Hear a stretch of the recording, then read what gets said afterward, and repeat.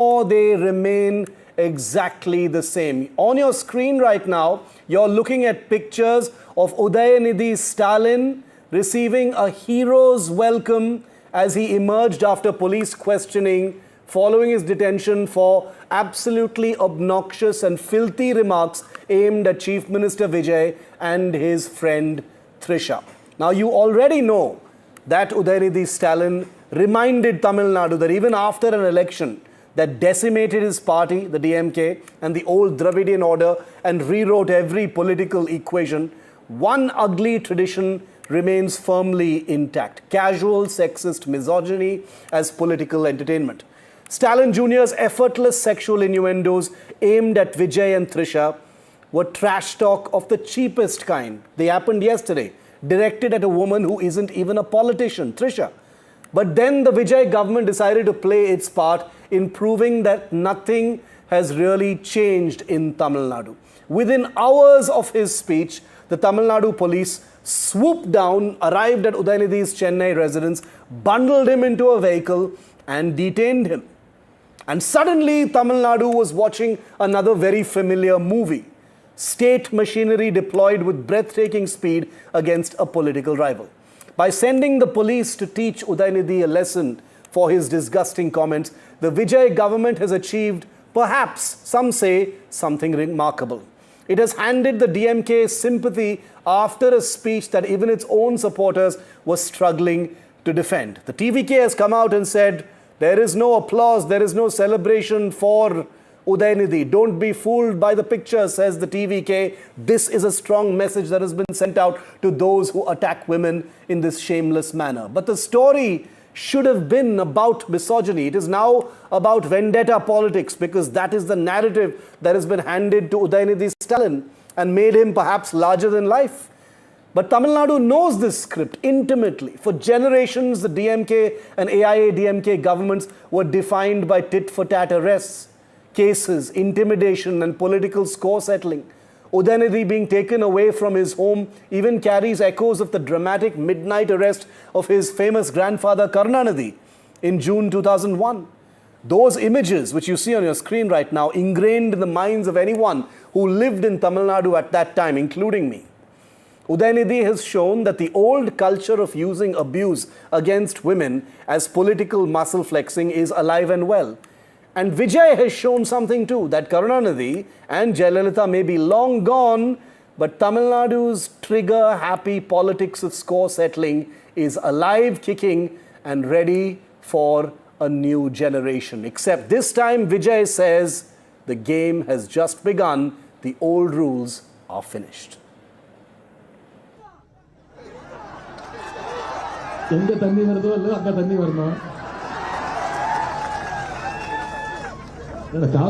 A double-meaning dick spoken at a Cauvery water rally that triggered a political firestorm across Tamil Nadu. Udhayanidhi Stalin's trash talk on Trisha sparked outrage and a full-blown political war.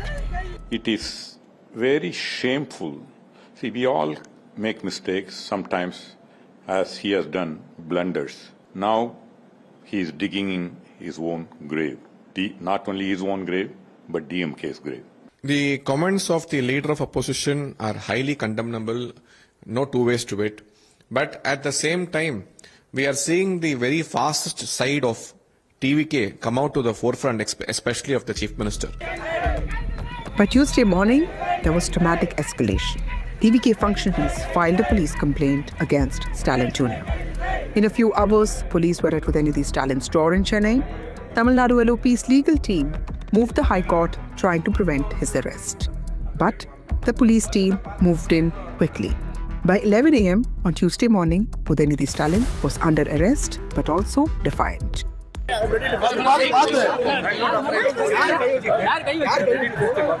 don't think they have so much brain.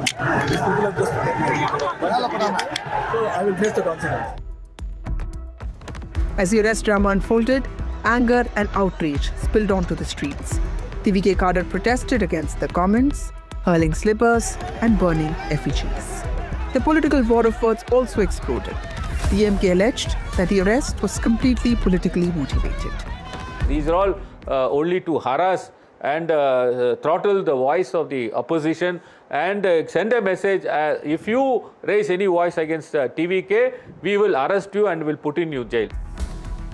Former Chief Minister at AIDMK General Secretary Edappadi Palanichami condemned Udhayanidhi Stalin's comments, but he also called the arrest a ploy to distract from the upcoming budget session of Tamil Nadu Assembly. Relief came for Stalin Jr. in just 3 hours. The Madras High Court ordered his release after police questioning. Udhayanidhi Stalin may be out after questioning, but the war of words between the DMK and TVK is far from over, especially with Tamil Nadu budget session starting from tomorrow. So as we report live here right now, we hear that Udhayanidhi Stalin is going to be heading towards the airport where he might be holding a press conference in a short while from now. But remember, as Chief Minister, Vijay's political profile has grown. Today happens to be day 86 of his newborn government. So has the scrutiny surrounding Trisha, his partner, his friend, with political rivals increasingly invoking her name while attacking and taking potshots at the Chief Minister, just like Udhayanidhi did yesterday. From controversial remarks and social media trolling to her presence at Vijay's swearing-in and other public appearances, the actor has repeatedly found herself at the center of a political storm.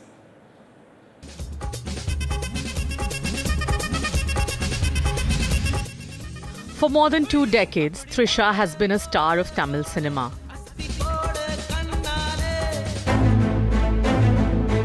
But ever since Vijay entered electoral politics, her name has increasingly travelled from the film pages to the political battlefield.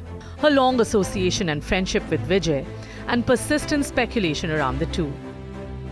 But what was once largely celebrity gossip has increasingly become political ammunition. As Vijay entered the political battlefield, Trisha too was pulled into scrutiny. Political opponents began referencing the actor's personal life while targeting Vijay. Tamil Nadu BJP chief Nayanar Nagendran made derogatory remarks linking Trisha with Vijay. பாவம் அவர் அனுபவமே இல்லாதவர். முதல்ல வீட்டில இருந்து வெளியே வரணும். இருந்து முதல்ல வெளியே வந்தா தான் முதல்ல எல்லாமே நடக்க முடியும்.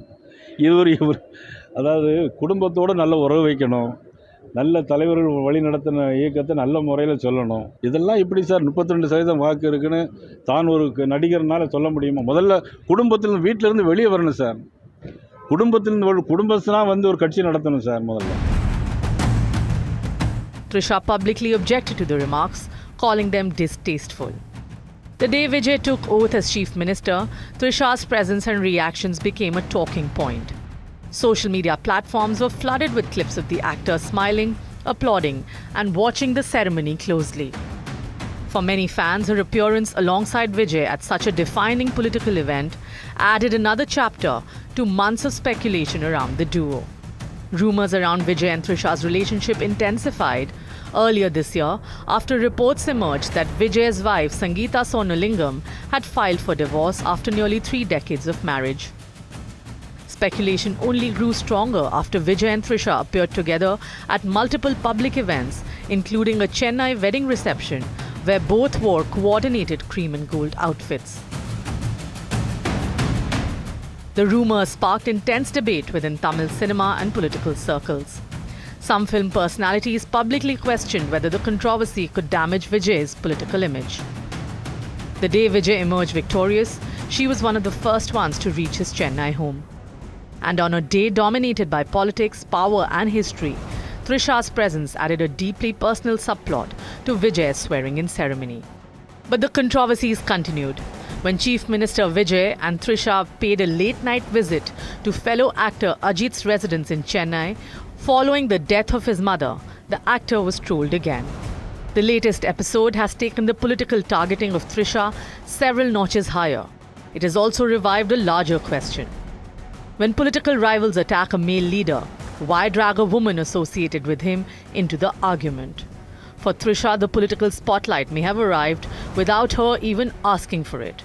And as Tamil Nadu's political battle gets sharper, the question is, will she continue to remain collateral damage in the Vijay versus DMK war? NDTV Bureau Report.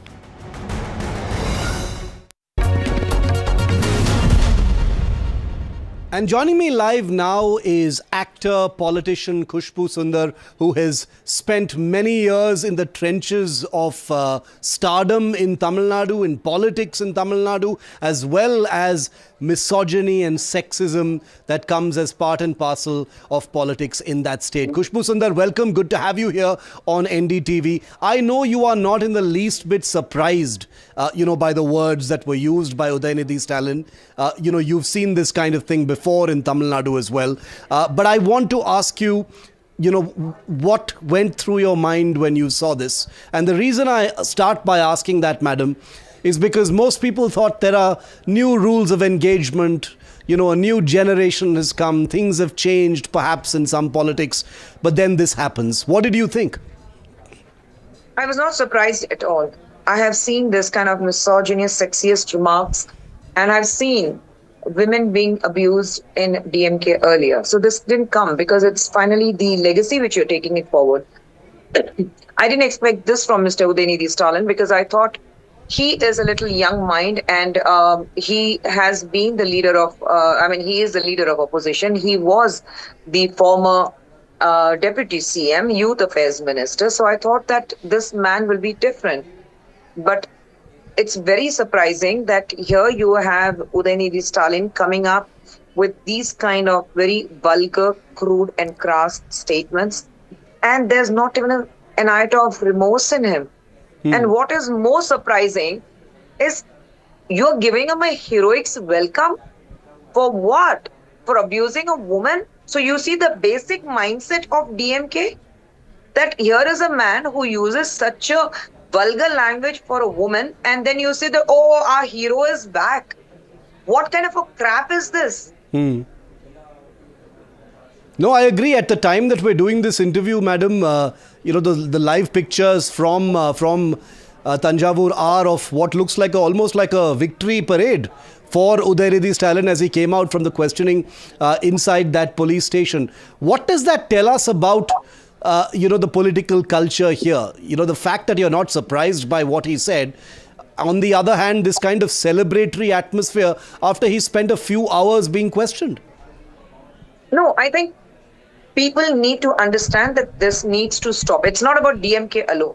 It's not about DMK alone. I think all over we need to understand that women cannot be taken for granted. You have a personal vendetta. You have a political vendetta. You attack politically. You say that Vijay is incompetent. You say that this governing body is not right. The government of Tamil Nadu is not doing a good job. You stay with that. You say that whatever the issue is, you stay with that. Who gave you the birthright to abuse a woman on a public platform is what my question is, whoever she may be. And it's not with Udhayanidhi Stalin alone. Across the political parties I'm talking about. Absolutely. Across the political parties. How long are you going to abuse a woman to prove a point? So that's showing that a man who's talking in such an ill manner, in such a disrespectful manner about a woman, how weak that man is, who's taking a woman's shoulder to shoot a gun and say that I am the strong man, I'm a leader. Shame on you for calling yourself a leader here. Khushbu, you've been at the receiving end of misogyny and sexist remarks. I cannot remember how many times, but I know that I've seen them in the media. I've seen how you've handled them very graciously. I remember, I think it was a DMK leader, Saidai Sadiq, who you referred to as an item just a few years ago, most recently, which became a big deal at that time. This kind of thing, it occurs to me, correct me if I'm wrong, it's not only is it normalized, but in some ways it is also politically incentivized. There is a reward for this kind of thing because misogyny and sexism receives applause, it receives hooting, it receives clapping, there are cat calls. It's almost admired and appreciated like we saw in Udhayanidhi's speech. But I want to talk about your experience first. No, my experience, that's why I said not now, not about the Sadiq who actually had to come to NCW and make a public apology to me. It was also about the same DMK one Krishnamurthy who spoke in the same most degrading manner about me quite a few times on the stage. And he was suspended by then CM Mr. MK Stalin, but just very temporarily for 2 or 3 months, and then he was taken back into the party, and he started abusing again. So it's a rut which they keep going on in a vicious circle kind. Probably they need this kind of men to abuse women because they feel that they can't do it. So there's a man who's going to do it. But today what we see with Mr. Udhayanidhi Stalin is he has fallen into that category. He has fallen into that category where you have the kind of people who are there paid to abuse women. And it's that is what is very, very shameful, that you're not keeping up as a leader of opposition who is supposed to talk about women's growth. There are thousands of cases against women who have been abused, who have been sexually assaulted during the 5 years of DMK regime. Are you holding anyone accountable for that? From your own party men. It's always that, oh, the minute you question them, didn't this happen in so-and-so state which is ruled by BJP? Why a woman's modesty, her dignity, all, if she's assaulted or raped, why is it always put on a platform where you start discussing that this is BJP ruled state, this is Congress ruled state, this is ruled by DMK, this is ruled by somebody else. Why is that when a woman is sexually assaulted or she is degraded, it's about a woman and not about any political party? What these political leaders forget is that she's a woman, she's a mother to her children, she's a wife, she has respectability, and she's accountable for her own dignity. Which they completely forget. And that is the most saddening part, Shiv, here. Because this is not acceptable to me. If you're man enough, if you say that I'm a leader, stand up without abusing a woman. Let's see if you can do it. Why would Udhayanidhi Stalin do such a thing in that case? Also, by the way, it's not the first time, as you know, that he's taken pot shots of this kind. He's done it in the past with Shashikala as well. Now he's doing it with Trisha. Why do you think this is the case, ma'am? Because like you said, and I share your assessment, that many people would have thought that things have changed. He's a relatively younger leader. You know, maybe this was not part of the language currency. You know, with Vijay's arrival, maybe there are new rules of engagement with youth and especially with women. But that is not to be. I think they say now, a cheetah can never change his spots. It's part of DMK. That's it. It's part of DMK. You have done it in the past. You have just, gotten away with it. And I think they think that speaking in this language, because there is an applause, there are people, your chamchas are clapping, they're hooting, they're whistling. So you think that this is the public who are going to vote for me. No. This election, what happened in May 2026, DMK themselves have not voted for DMK. Their own family members have not voted for DMK. So it's not the public who is clapping here. It's not the public who's whistling here. It is your own chamchas who are hooting and clapping and whistling and, finding this kind of a pleasure in seeing a woman being abused. That just shows their misogynist, dirty mindset. And I don't blame them. I always say, when men speak like this or when they enjoy this kind of conversation, I say, I don't blame you. I blame the environment which you have been brought up. I blame your parents' upbringing where they have seen this kind of a language being spoken very openly and men and women all enjoying this. So I don't blame them. I probably say this is the atmosphere you are in and you think this is my birthright. But this needs to be stopped. I applaud Mr. Joseph Vijay, the Chief Minister of Tamil Nadu, for taking an action. And this message that Udhayanidhi was arrested, taken into custody, it sends a very clear message, not to Udhayanidhi alone, but I think it sends a very clear message that you will be held accountable across any party line and including your own party, where men are going to think twice that finally we have a leader who's not going to tolerate any nonsense. So you think this has sent out a strong message and you don't think it was overkill at all? This is what brings in accountability? I'm not going to take it as a political vendetta because I am not in TVK.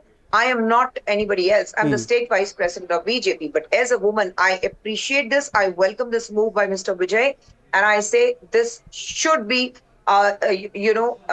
sending a very clear message that at any platform, a woman cannot be your pawn or a toy to play with.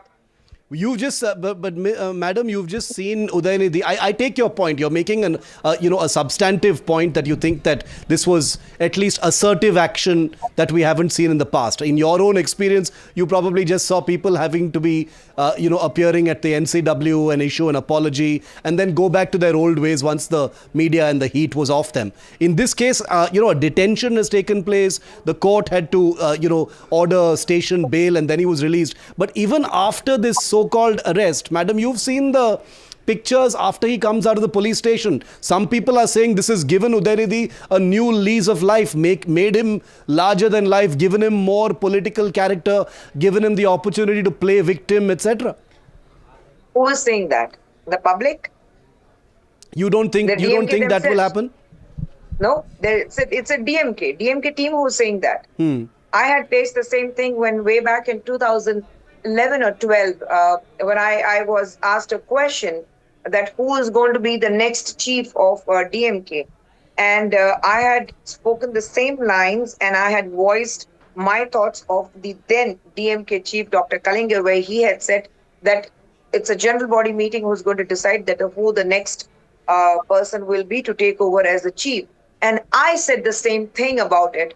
And my house was pelted with stones, my sari was pulled, my hair was pulled, slippers were thrown at me. It was the same DMK, right? So it's your own chamchas around where you build this kind of people around you, where you think that they are going to be welcoming you, whatever you do. They need to build, they love to live in a very, a kind of a balloon, which they don't realize that it's a balloon which is a make-believe. It's going to burst very soon. Yeah. And this election has proved that the balloon which the DMK has been living in, that nobody can touch them, has been bursted. Mr. Stalin himself has lost in his own constituency. He's not even in the assembly. So what next for them? I hear you. Thanks very much, Khushbu Sundar, for speaking to NDTV. Always good to have you here. Thank you, ma'am. Thank you. Thank you, Shiv. And there's breaking news coming in. Udhayanidhi Stalin, leader of the opposition, just released after 3 hours of questioning, has issued a statement at a press conference. After that grilling, he says, I did not speak bad about anyone. He says TVK workers have sexual assault charges against them. He says this is a political comedy show. He earlier had called the TVK brainless. He says this is an attempt to divert from the real issues of Cauvery water sharing. He sees this arrest as comedy. And then he raises his fist and says, I am the grandson of Dr. Kalaignar, son of MK Stalin. I was taken like a terrorist by 3,000 policemen and then questioned. Here's Udhayanidhi Stalin. Okay, let's go straight to our debate tonight. Tenmari Prasanna, national spokesperson of the ruling TVK. R. Suresh Kumar is a political researcher and supporter of the DMK. The DMK did not want to be a part of this debate. Tenmari Prasanna, what are your first reactions to Udhayanidhi Stalin coming out from that questioning to a hero's welcome in Thanjavur, where he has basically said this is political comedy? He says the TVK is scared of him, wants to divert issues, and has basically spent a lot of money arresting him, detaining him with 3,000 policemen. He says this is a comedy. Tenmari Prasanna. Like, it is no surprise to see DMK cadres celebrating this as a victory. I have seen for the past few years how the politics in Tamil Nadu works. Like, whenever they want to stop anyone, they will start to insult a woman and they start to pass a derogatory comments on them. That is in their way of politics. I could see. That is why most of the women dethroned him, the DMK in this election. He is saying it is a circus. Like, I could see these people are seeing as a clowns. Like, will they go to their home and show their faces to their family members, women, after they would have seen how Mr. Udhayanidhi Stalin, the leader of opposition, have spoken about women in the TV, and they will go and they will proudly say that I have gone to cherish the leader who spoke like that. I don't think so. Any women in the home will appreciate the talk which they have listened. Like it is not only the first time, like you said earlier, it is continuously happening in the DMK in every stage. Mr. Shivaji Krishnamurthy and other the state speakers, they immediately start to Okay. talk in a vulgar language, in a like in the filthiness, like we can't even listen, like that they were talking. And what I feel is, as a Dravidian party who says like they are like working for women right, they speak about like women dignity and all those things, and it is like such a shameful act from their cadres doing this, and the No, leader but himself the stating point it. is that Udhayanidhi Stalin says that I did not say anything wrong. Obviously, that's not true because everyone has heard what he said. The Yes. innuendo was obvious. That- It was very much there. I'll come back to you, Suresh Kumar. Why is the DMK rallying around Udhayanidhi like this? Yes, it may be a political moment to flip the script and flip the narrative, but ultimately the words that were used by Udhayanidhi cannot be denied. I want to make few points here. There should not be any personal character assassination on anybody, a person or a family members, that take place very often, not only in Tamil Nadu, across India, in social media. See, yesterday, a TVK women's wing functionary had lodged a complaint in Tanjavur police station. Okay. They filed a FIR late night, the same day, in 9 sections. Okay. Only one section he can be taken to the court. The other section, they wanted to have a non-bailable section that he should not come and participate tomorrow in the budget session. One. See, the police could have summoned him to Tanjavur, or today they went to Chennai. They could have investigated there itself because the Tanjavur police had gone there. What is the necessity to take him for 10 hours the case was registered in Tanjavur South, but they finally took him to some other police station. What is the need of the hurry? See, Tamil Nadu has seen defamation cases. The Iron Lady Amma, during her tenure, she had 5,000 defamation cases. 1,000, including powerful media houses, television channels, journalists, political leaders. But she arrested only few. She left to the police, summoned them, charge sheet them, let the law take its own course of action. That should be. So you're saying this is vendetta.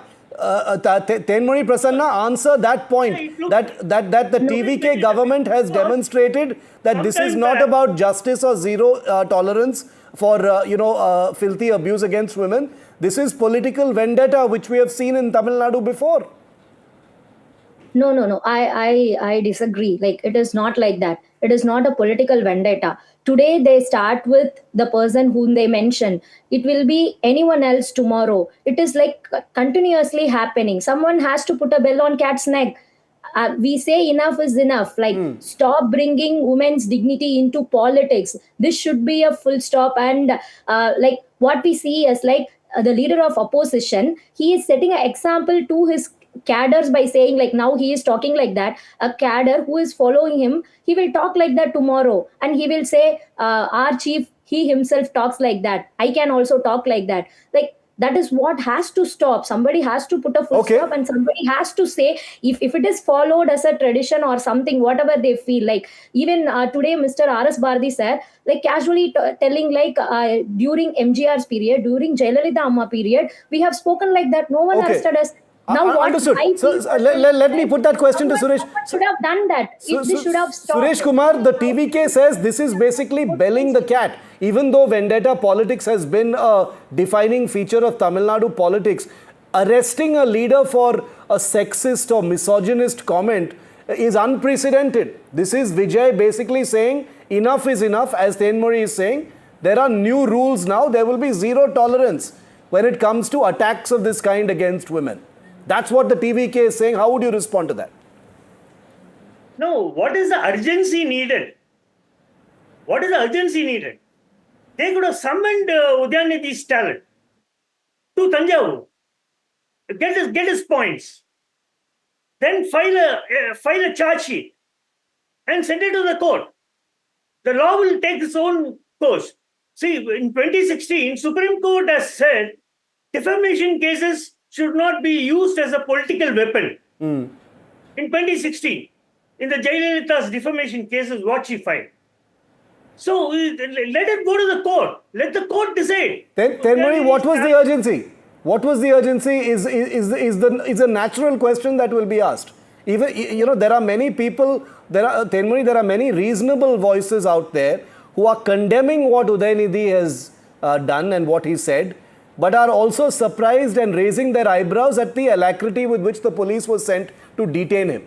So answer that question. Why? Where was the urgency? Why couldn't he be summoned? Like, the complaint has been registered in Tanjavur. He was just taken to the interrogation. Like, in the court also, the TVK government has clearly said that there is no intention of remand or detaining completely and all those things. We don't have that. We just wanted to take him to the police station where the complaint has been registered and interrogate. And due to all this drama created by the cadres and all those things, the interrogation only, I would say it is not like that. It is not urgency. We just set an example by saying, even if you are the leader of opposition, the police will do their duty. It is not like but the do you feel, previous Tenmuri, that you've given the DMK and Udhayanidhi a kind of new political energy since the election now, or that is not a consideration here? No, that is not a consideration. I would say the people who are there, they are only DMK cadres, not the public. Not the public. I'm requesting you. You go out to the streets, take a survey to every woman and ask whether Mr. Udhayanidhi Stalin remarks has been correct, whether the arrest is wrong. Yeah. People will respond. Women will respond. As a women, I have seen multiple famous personalities has been as you said, the sexist misogyny is happening continuously. That too only targeted to women. They consider we are the weak. I can see that, personally, considering that women are the weakest. We pass comment on women, they will stop. Okay. We pass comment on a family member, they will stop. That is the message has been traveling since long. Okay. We want to break that. Okay. It is like I said, it is enough is enough. Stop bringing women into political war. Okay, we'll have to see how this... Challenge the actions, challenge the policies, challenge the government, how it has been running. You are welcome. Constructive criticisms are welcome. But don't bring anyone who is not into politics into that too in a derogatory, filthy manner, which no one will appreciate. Okay, we'll have to leave it there. I'm out of time, but thank you very much to the both of you for joining me. It is still an unfolding story. We'll have to see what the DMK makes out of this very brief but very aggressive escalatory episode. The politics of Tamil Nadu have just heated up once again, just 86 days into the new Vijay government. A short while ago, I spoke to one of Tamil Nadu's most strident political voices, S. Gurumurthy, editor of Tughlaq, because he has some very strong views about what's going on, and he's firing on both sides. And another voice who has spoken out about Udhayanidhi Stalin's words is editor Tughlaq S. Gurumurthy, who joins us on NDTV tonight. Mr. Gurumurthy, as always, great to have you on the network. Welcome. You did put out a post on what Udhayanidhi said, and I just want to quote what you said for my first question, sir. You said, what Udaya speaks is DMK tradition. Now, I'll ask you about what has happened post those comments, because he was arrested, then he's been released and stuff. But you've called those comments DMK tradition. Why do you say that, sir?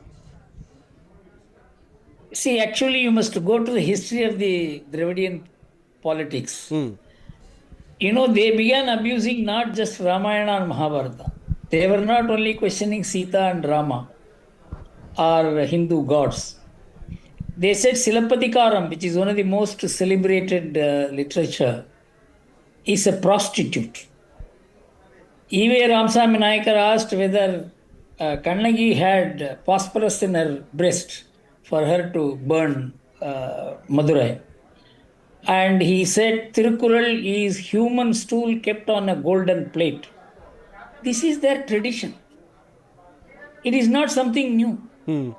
Only because the media and other supervision is there, monitoring is there, they are a bit moderate now. In fact, Udhayanidhi is a moderate person by the standards of the Dravidian politics.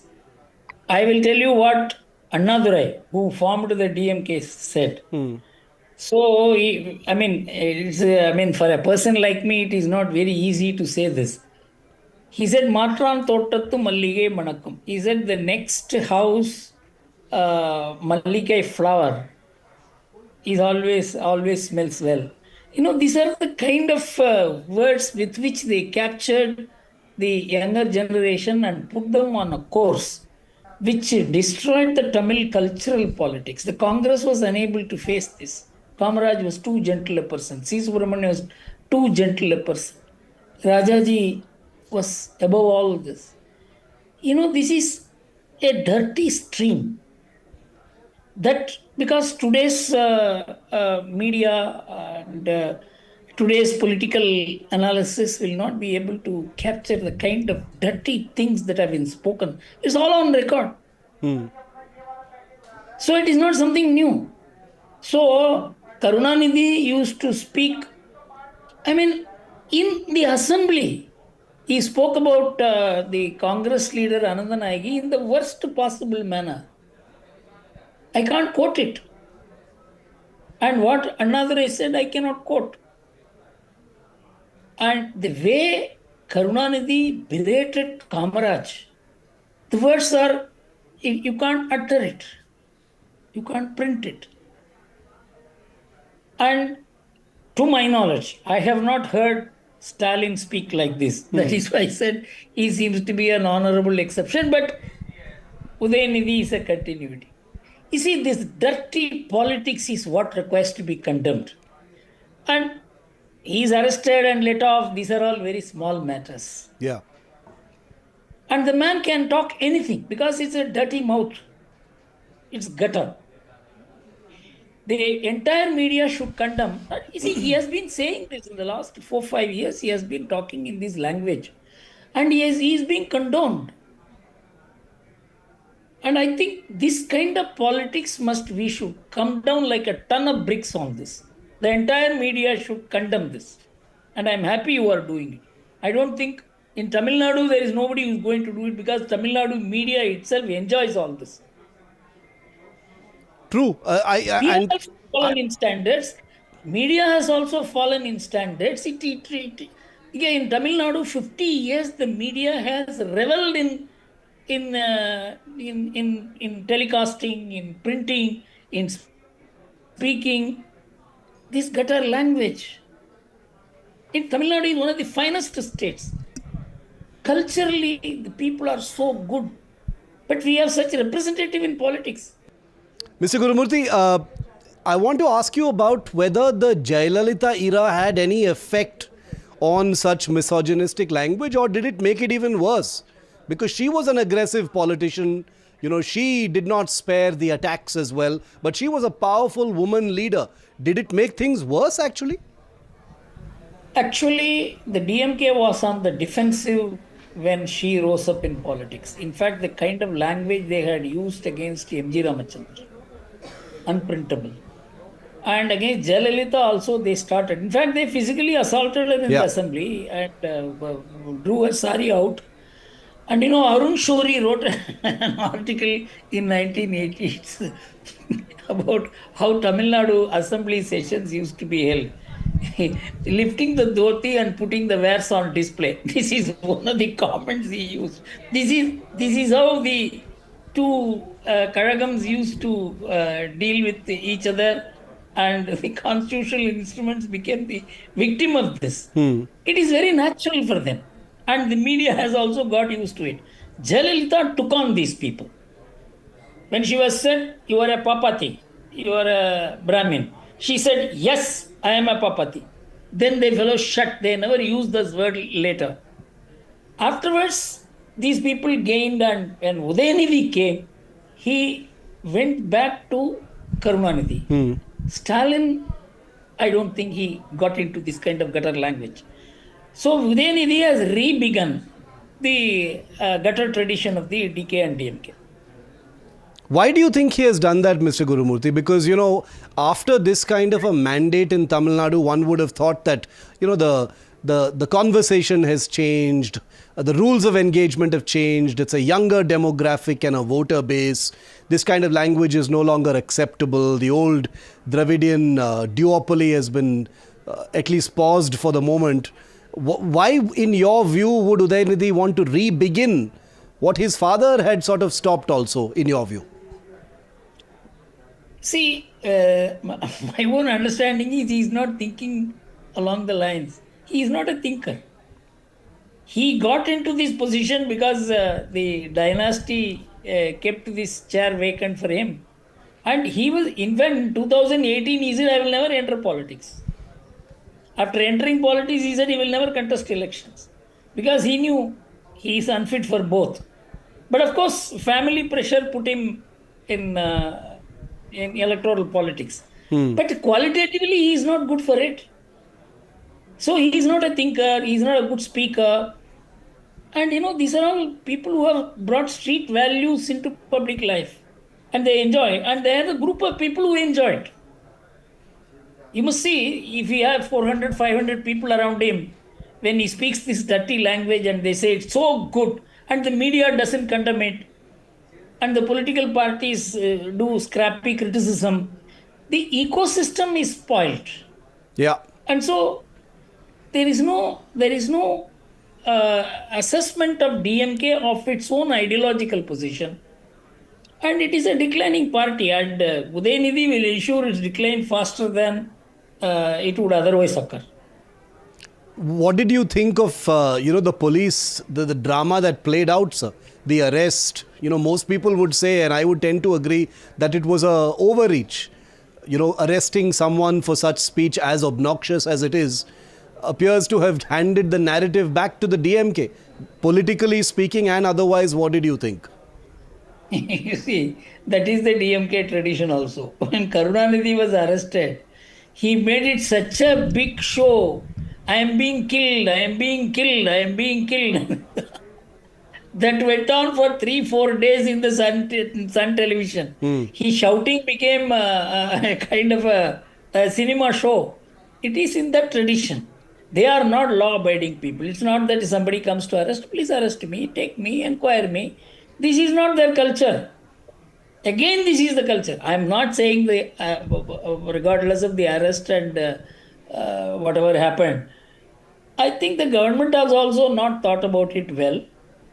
I mean, they should have seen this is the DMK's way of choreographing arrest.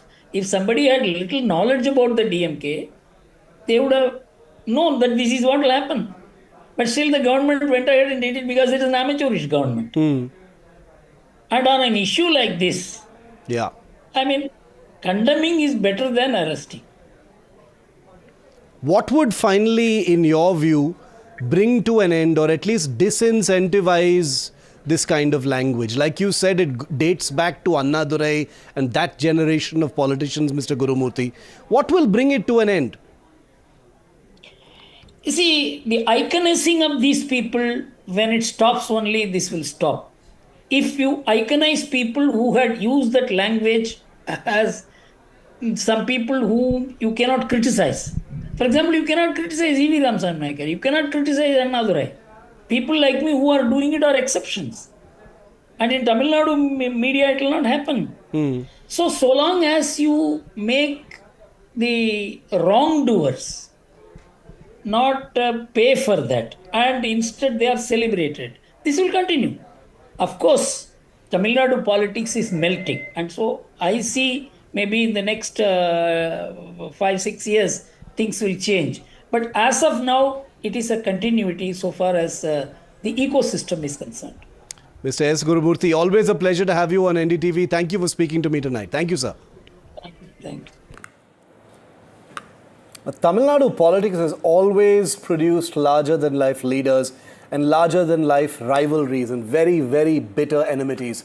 From MGR and Karunanidhi to Jayalalitha and Karunanidhi, personal battles have shaped the state's political history.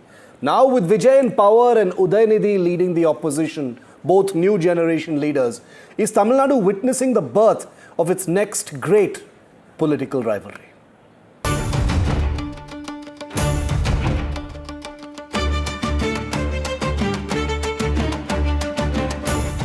Tamil politics, like Tamil cinema, has always had a penchant for the grand. Flamboyant gestures, larger-than-life personalities, and memorable political rivalries. In 1967, the Congress for the first time lost power in Tamil Nadu, and DMK, Dravida Muneyatra Kazhagam, the regional party that had once advocated secession, formed the government in the state.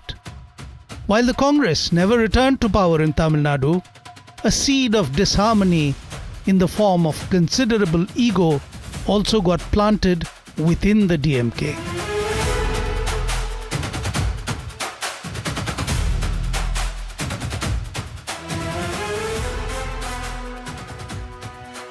M.G. Ramachandran and Karunanidhi were both products of the same Dravidian movement, shaped by the same ideological tradition and personally close before they turned rivals. It was a deep-seated rivalry that was to germinate out of an equally strong friendship. Shared poverty, ambition, and dreams had drawn them together as friends. Before politics, in films, Karunanidhi was the writer and MGR was the performer. Each completed and complemented the other in the world of cinema.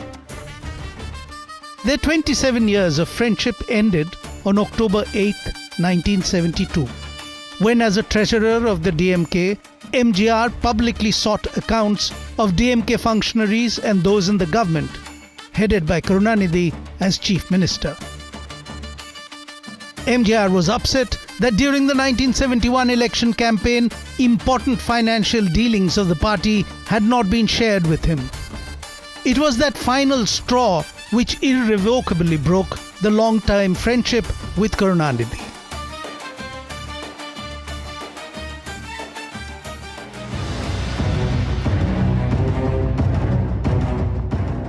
MGR was suspended from the DMK on 10th of October 1972.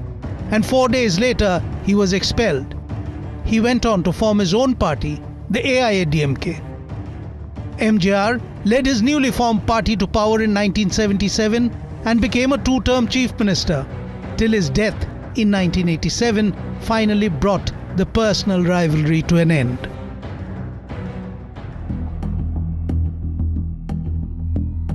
But beyond the personal, the rivalry between MGR and Karunanidhi created the duopoly of Tamil politics that continued to dominate Tamil Nadu for half a century. When MGR died, two factions emerged within the AIA-DMK to claim the mantle of leadership. It was finally Jayalalitha who wrested control from MGR's widow, Janki, and over the following decades, she stamped her own personality on the party.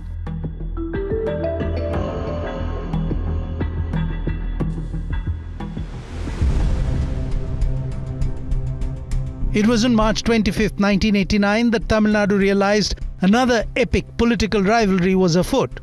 A melee inside the assembly resulted in Jayalalitha's sari being torn and weeping Jayalalitha being bodily lifted by her party members and taken out to safety with her hair and clothes in disarray. There was a huge uproar in Tamil Nadu, with Karunanidhi and his partymen being condemned as uncouth and rowdy.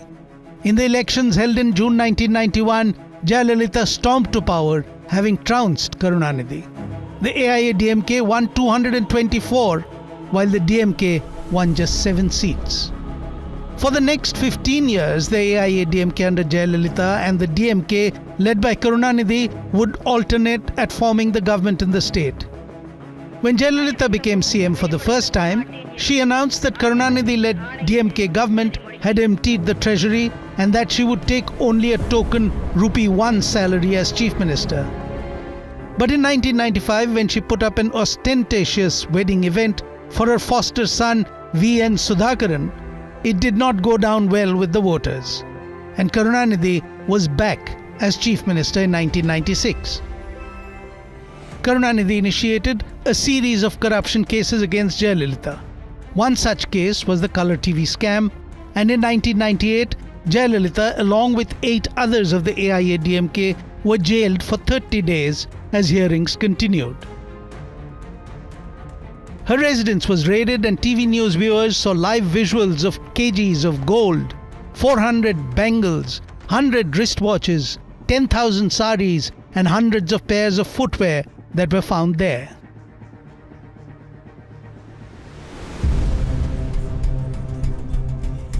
Jayalalitha had never forgiven Karunanidhi on how she had been dishonoured inside the assembly. In the very early hours of 30th of June 2001, Jayalalitha finally had her revenge. At around 2 a.m. in the morning, the 78-year-old Karunanidhi was dragged out of his bed by the police. The bedroom door had been broken down, the landlines had been cut at the DMK leader's house. TV audiences across the state watched as the police dragged a frail old man down the stairs as he was bundled into a van like a criminal.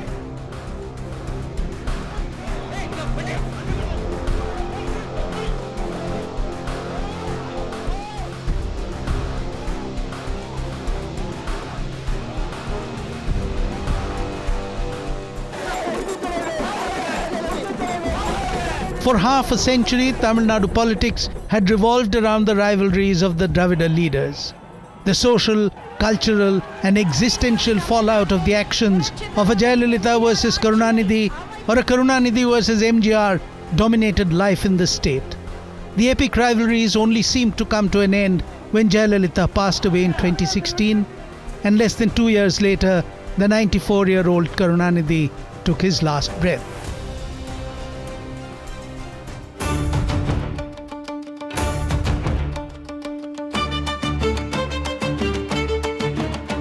But Tamil Nadu in politics, as on celluloid, thrives on being just beyond the mundane, at the very least.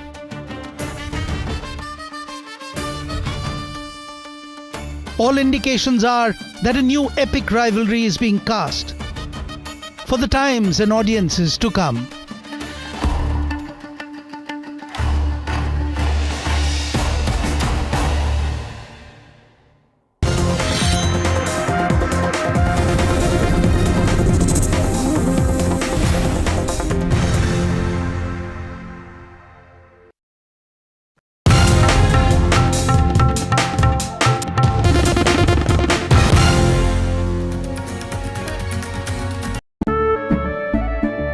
केसरिया से मन जोगी हुआ रे दिल झूमे देखो मतवारा हुआ रे केसरिया से मन जोगी हुआ हर पल मनाओ केसरी त्योहार विमल बोलो जुबान केसरी। याद है ना मैंने क्या सिखाया था? सिल्वर के लिए स्टर्लिंग मार्क, गोल्ड के लिए हॉलमार्क और मस्टर्ड ऑयल के लिए सिर्फ पी मार्क। इस बार तो माँ से भी बेहतर बना। P-Mark, the mustard specialist since 1933. बरसों से सरसों। कुछ तो बात है इस दिल में। थोड़े में ज्यादा स्वाद, यही तो है इसकी खास बात। वाओ मामा, क्या स्वाद है? अरे मेरे राजा, राजा और मसाला।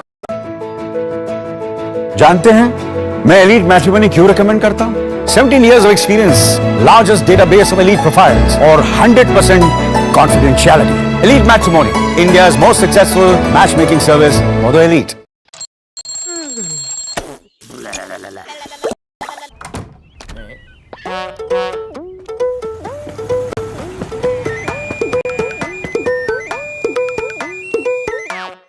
रंग रंग रंग रंगीन रे, देखो कैसे भी हो तुम रंग रंग रंग बना रहे।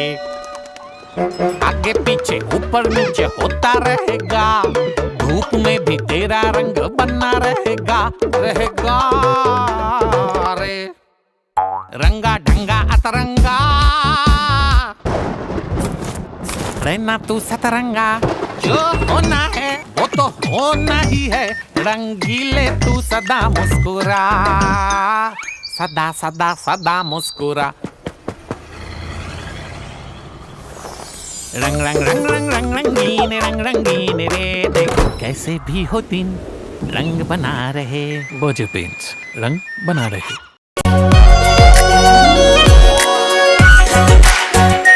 Are pure shahi paneer masala delicious healthy everyday POK के फायरिंग रेंज में खड़े हैं just few inches away is POK. तो हो सकता है दुश्मन को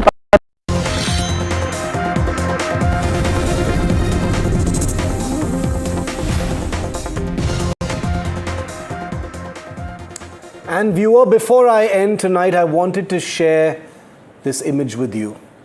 Somewhere in the Indian Ocean a few days ago, a drone camera operated by Australian conservation group Geograph Marine Research captured this mother dolphin swimming with her newborn calf on her back.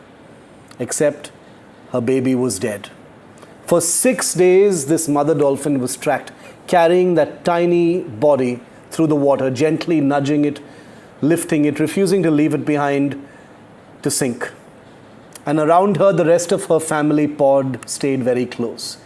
Now, these viral images from just a few days ago have, as you can imagine, broken hearts everywhere. We sometimes imagine grief as something uniquely human, and that simply isn't true.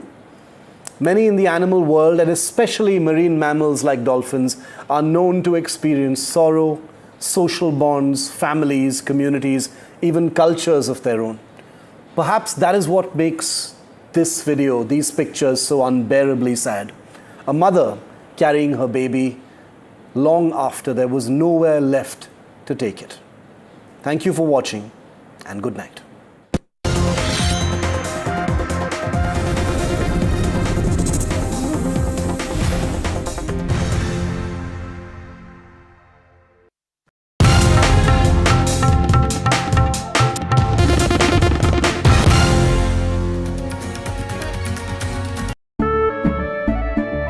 केसरिया से मन जोगी हुआ रे दिल झूमे देखो मतवारा हुआ रे केसरिया से मन जोगी हुआ हर पल मनाओ केसरी त्योहार विमल बोलो जुबान केसरी याद है ना मैंने क्या सिखाया था? सिल्वर के लिए स्टर्लिंग मार्क, गोल्ड के लिए हॉलमार्क और मस्टर्ड ऑयल के लिए सिर्फ पी मार्क। इस बार तो माँ से भी बेहतर बना। P-Mark, the mustard specialist since 1933. बरसों से सरसों। कुछ तो बात है इस दिल में। थोड़े में ज्यादा स्वाद यही तो है इसकी खास बात। वाओ मामा क्या स्वाद है, अरे मेरे राजा। जानते हैं मैं एलीट मैट्रिमोनी क्यों रिकमेंड करता हूं? 17 years of experience, largest database of elite profiles, और 100% confidentiality. Elite Matrimony, India's most successful matchmaking service for the elite.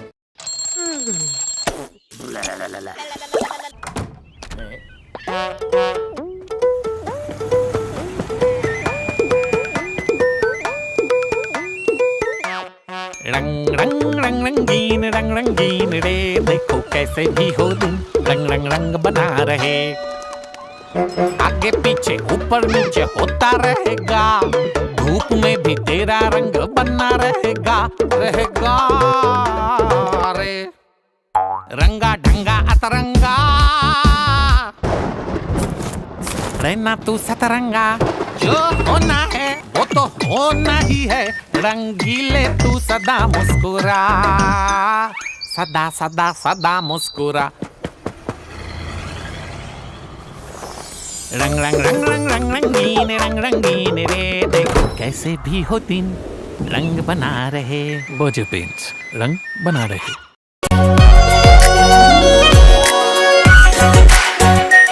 Are pure shahi paneer masala delicious healthy everyday. आपका पार्सल फिर से हमारे घर पे आया है। कुछ तो बात है इस दिल में। माँ भी हमेशा P-Mark मस्टर्ड ऑयल में ही खाना बनाती थी, ये आपके लिए। कुछ तो बात है इस दिल में। P-Mark, the mustard specialist since 1933. सरसों से सरसों। पीओके के फायरिंग रेंज में खड़े हैं Just few inches away is P.O.K. हो सकता है दुश्मन को पता हो कि सैफ अली खान यहाँ पर खड़े हैं। Is it fire?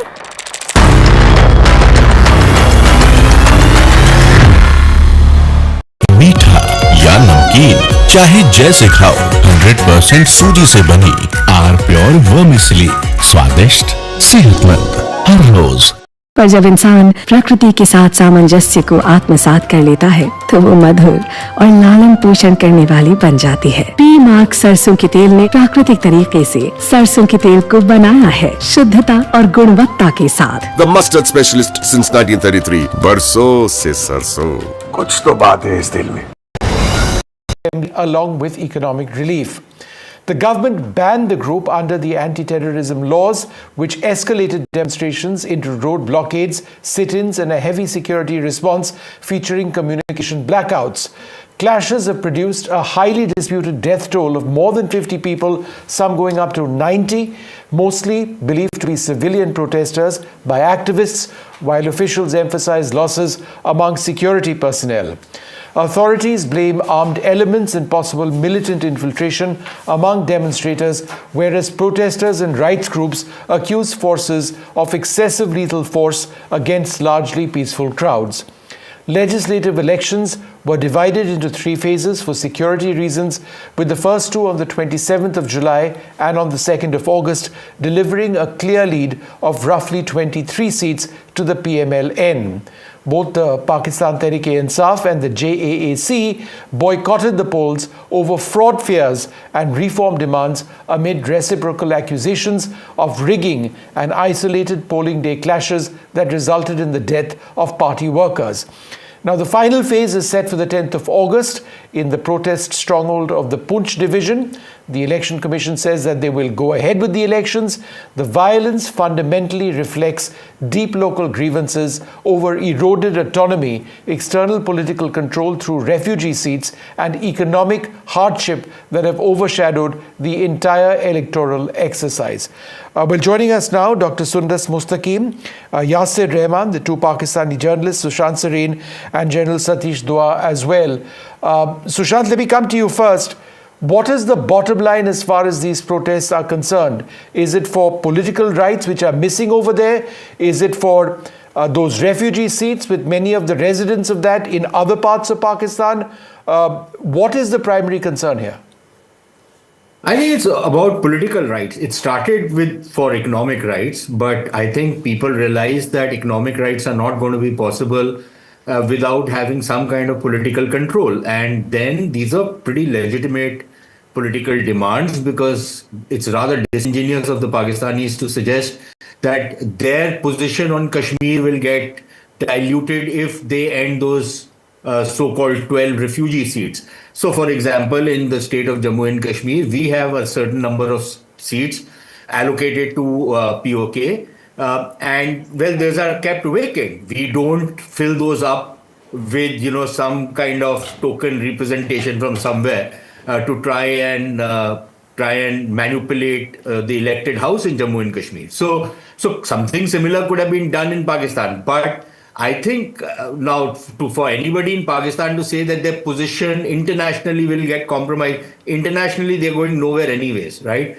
And nobody is bothered about Kashmir, and there are no UN resolutions which are practically operative. So quite clearly it is to keep some kind of control, to be able to manipulate the politics in the region, why you've kept these 12 seats. And the travesty is that the electorate in many of these seats is a fraction of an electorate in any of the constituencies in POJK.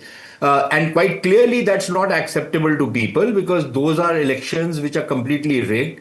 It's whichever party is ruling in Islamabad tends to win most of or bulk of the seats out of these 12 seats, which gives them a leg up to be able to form the government in Muzaffarabad. So quite clearly, it's a very valid political demand. But in Pakistan, politics is dead. Politics is run by the military. Right. And frankly, the military knows only one way of doing politics, which is at the barrel of the gun. Okay. So this is what is happening. And I think the way, Vishnu, allow me to add just two more things. there is a political agitation going on. They've decided that rather than handling it politically, they have unleashed their dogs in the media who are hurling the most wild racist abuses against the Kashmiri people. And these are people who are on the payroll of the Sharif family and the Sharif government, right? And they've declared open season on the Kashmiris, the most vile, abusive, derogatory language. And if they think that by doing this kind of a thing, they are going to be endearing themselves to the people in Kashmir, I think they have another thought coming their way. Yasir Rahman, why go ahead with these elections and force it upon people over there? Is it just for Islamabad's control over POK? Why is there this inability to meet the economic demands? They were linked to inflation, whatever. They were linked to the lack of availability of food supplies. Quite besides the political demands, why have these not been addressed?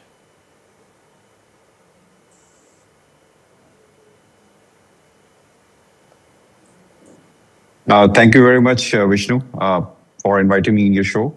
First of all, I highlight certain facts and figures that were distorted, as my previous colleague has mentioned, things like that. First of all, we don't have that kind of a number. I don't know from where this number 80 or 70 is coming out. There is no valid or authentic source that has mentioned the number that you have mentioned, 70 or 80 people have been killed. So these are the claims made by Jammu Kashmir Awami Action Committee. So now coming to your question regarding the elections. So elections were faced in like 3 phases. In first phase in Mirpur division, Kashmir has 3, Azad Kashmir has 3 divisions, Mirpur, Muzaffarabad and Rawalakot division. So Mirpur division have witnessed 46% turnout, and that was also reported by the international outlets as well.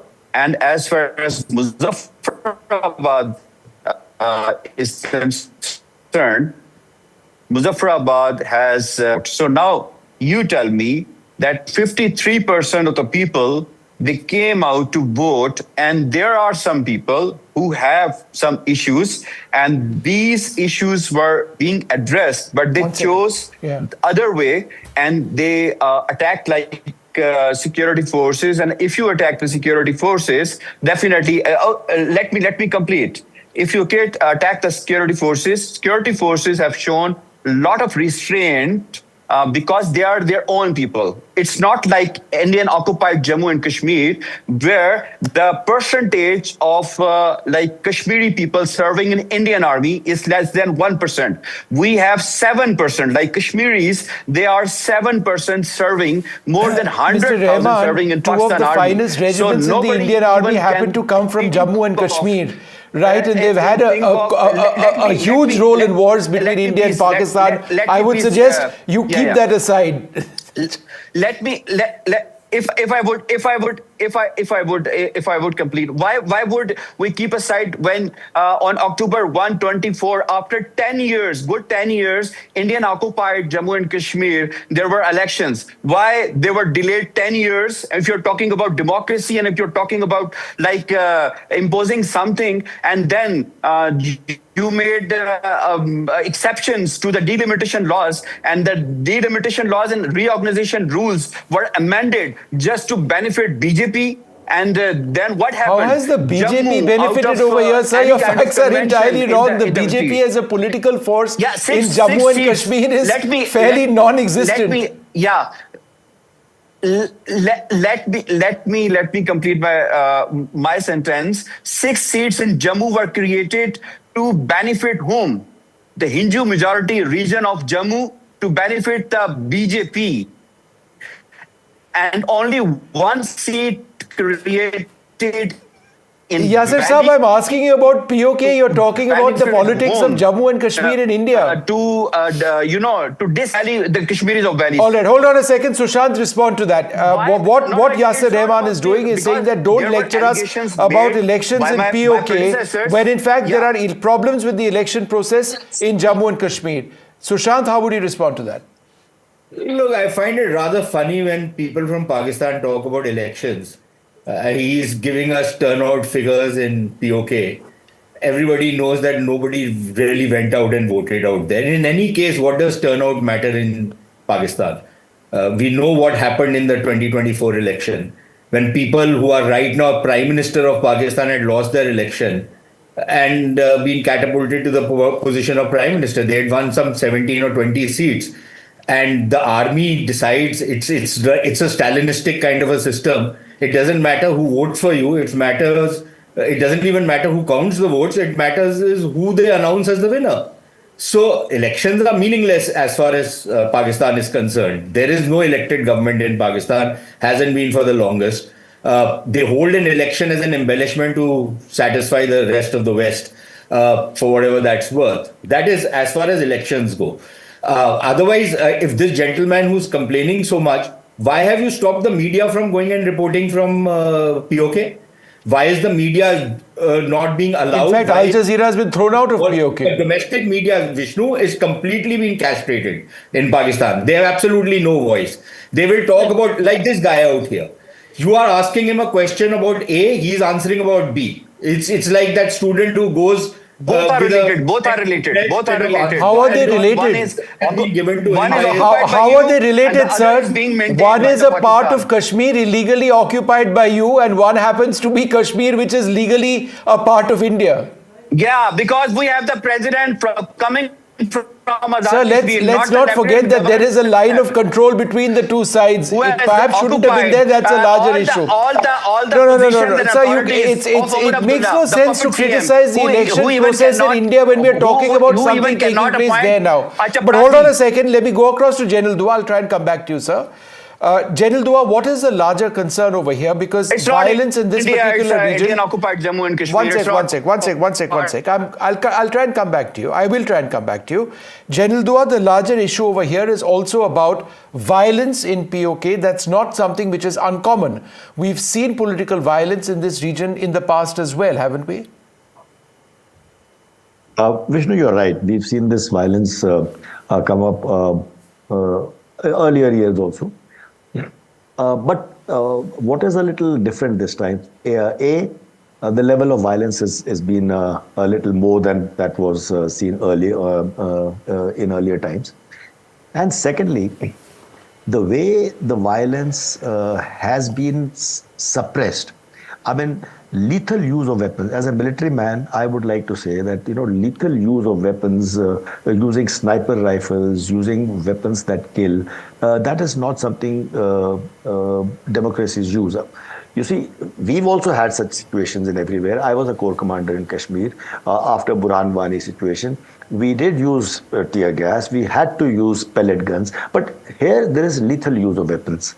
So I think the violence levels are unprecedented. The kind of militarization of suppression is a little, or shall I say, it is happening everywhere in Pakistan. So it's happening in Baloch, Taliban, with the TTP, etc. So I'm not trying to expand the discussion. That's the way they suppress protests in Pakistan. But I want to add to one remark made by my co-panelist from Pakistan. Is about the number of Kashmiri soldiers. Since I come from one of the two regiments you mentioned, Jammu and Kashmir Light Infantry Regiment, firstly, percentages are really meaningless. They don't portray the correct picture because India is a very large country. Our army is more than double the size of Pakistan army. And in my regiment, there are 50% Kashmiri Muslims. So, you see, you have to balance things out when you talk like this. And I just want to make that little point as an empirical data. Thank you. No, you're quite right. Dr. Mustaqim, I think the point that Sushant also referred to is how this is all being reported in POK. There's some videos of violence coming in. But has the media essentially been shut down from reporting the extent of the violence in Muzaffarabad and in other areas? First of all, thank you for having me on the program. I would like to ask one question to the respected panelists and to all the Indians. Do we have any proof those who attacked on Pak army are the real people from the Kashmir? Are they originally from Azad Kashmir or they came from somewhere else? Do you have any proof? Can you please prove this fact that people from Azad Kashmir attacked on their army? Yes, they were having this peaceful protest against the inflation, and that's the beauty of this democracy. And I'm so shocked to know the funniest comments by, sorry to say, Mr. Sushant. And if this is not the democracy to raise your voice against your own government, if this is not the democracy, then what recently happened in India, right, by this Gen Z, then that's not a democracy as well. No, but So ma'am, they I were think the having key peaceful difference protest. between the two is that over here, we are talking about no can't hear me, fatalities you in don't the understand protests what over I'm here. saying, I and covered then those this protests. thing- I was on the ground. That's how you But misunderstood if our there are point, 50 because you don't plus allow us to fatalities in Kashmir, isn't that something that we in POK, isn't that something that we should be talking Asking, about? do you have How any could you proof compare the those who two? attacked the Pak army are originally from Kashmir? Do you have any proof that those who attacked or those were the external factors tried What to mingle external in that factors? peaceful protest? What, I mean, That's what I'm asking. Do you have? No, but ma'am, have any- I'm do you have asking any you proof because I've those- never heard of external factors. What are you suggesting? I am telling you the external factors. Those were not originally from So Kashmir. what are these those who external attacked the Pak factors? army. Where have they come from? Those who came from my neighboring countries. Those You who are attacked from suggesting that trying to India is mingle now in the peaceful infiltrating protest. Pakistan. Those who Ma'am, attacked with nothing but the most, with the utmost of respect. Do you allow Al Jazeera and BBC enter in Jammu and Ma'am, Kashmir? there Do you allow are 3 international- people on do this you allow- panel, do you General ever Dua, allow Sushant and I, international who have observers to enter in met Jammu and Kashmir? terrorists You from have to know that- Pakistan in jail That's in why you Srinagar. misunderstood, because Can you I don't just allow ask us you, to ma'am, can you produce one person What about Kulbhushan in those Yadav? protests What who about is from Kulbhushan India? Yadav? From where he Because came? whenever there is a terrorist attack So what is happening in we don't have in Jammu and Kashmir, ma'am, they carry stores from Pakistan. They've got ID cards sometimes of the Pakistan army. They've been traced back to their homes and their family members also. It's been happening for decades. Raw agent. For the international media, why are you so much afraid to for the international media? Why No, they ma'am, not allowed to Al enter Jazeera was thrown out apparently or prevented from reporting in POK. So if you're talking about... And you always allowed not from thrown Jammu out. and Kashmir? Ask the people from Indian illegally Jammu and Kashmir. International media, is that media allowed to enter in Jammu and Kashmir? What are you talking about the Azad Kashmir? I'm asking a one All simple right, question. General Dua wants to come in on that. General Do Dua, you go have any ahead. proof? Just half a second. General Dua is quite like sensible, but I'm shocked to know what Mr. Sushant out of their imaginary illusory world have imagined about the Pakistan. We are sitting here. Dr. Mustaqim, half a second. You mentioned a point. There is no politics on gun General over Dua there. wants to come in. General Dua, go Mr. ahead. Sushant, you need to visit Pakistan. Ma'am, I've lived in Pakistan for 3 years as a child. Yeah. I went to school there as well. Every single morning I was followed by somebody from your civil services asking about my father's well-being. But I still have wonderful memories of Pakistan. But General Dua, go ahead with your point. You have wonderful because you lived here. Mr. Sushant need to live All right. Okay, But one your second. ambassadors really appreciate while being in General Dua, go ahead. I just want to make a very quick point. Now, she raised a point. Is foreign media allowed in Pakistan? The short answer to your question, ma'am, is of course. Foreign media is allowed in Jammu and Kashmir. We don't have any such any such situation, especially over the last 5-6 years after Article 370. Kashmiri think the same. There is peace and stability and That's what you are development coming in J&K. Much more than ever before. Let me make one point, Vishnu, and maybe my friends from Pakistan. I just want to make one very clear point. I have lived on the line of control all my life. I have served for 43 years in the army, and I'm from the Jammu and Kashmir Light Infantry Regiment. Whenever I visited a high post, that means on the mountains, on the LOC, when you stand on the LOC, that is a mountain peak when you say high post, at night, you could make out the difference without seeing the alignment of line of control. You can make out the difference because Indian side of the line of control is well lit and the Pakistan side is comparatively fairly dark. I'm just making an observation that I've seen in through different ranks in the army. But the Kashmiris know well the reality. Those who live in Jammu and Kashmir.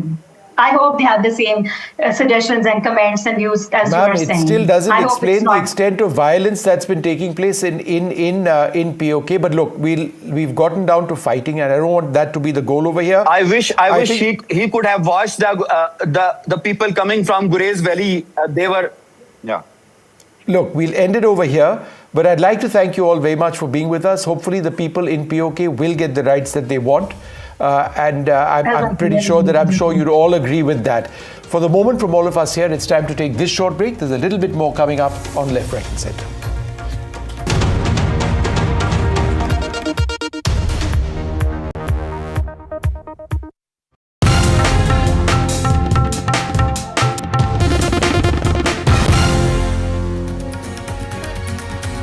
थोड़े में ज्यादा स्वाद यही तो है इसकी खास बात। वाओ मम्मा क्या स्वाद है। अरे मेरे राजा मसाला।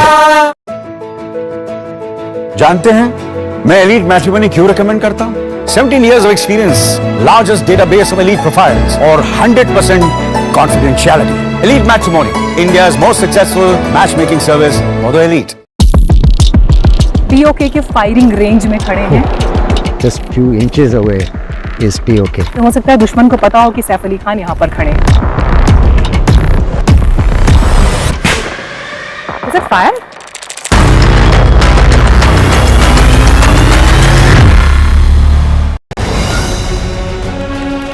Straight from the heart of the newsroom to the core of the stories shaping your world. Join me, Gargi Raut, as I track all the developments as they break. Live from the NDTV newsroom, weekdays at 4 p.m. मीठा या नमकीन चाहे जैसे खाओ, 100% सूजी से बनी are pure vermicelli, स्वादिष्ट सेहतमंद हर रोज। Launch control 0 to 100. This isn't just about cars and bikes. This is about how you move. This car makes no sense, yet it makes every sense. What we are sitting inside is a Joby-powered air taxi. Your friend said, "Ye le le." We said, maybe not. Hi, my name is Siddharth Sharma. I'm your NDTV Automate, your ultimate guide into the world of automobiles and mobility. From the newsroom to the studio to the thick of political action.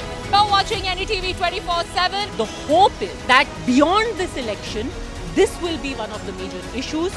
With multiple challengers in the fray, the TMC also has done a bit of rejigging. Remember, this is also a district that has been plagued by communal violence. Come to some of the sabhas that the BJP is also organizing, especially in the villages of West Bengal. When stories have impact. Padmaja Joshi, managing editor and primetime anchor. Then news has influence.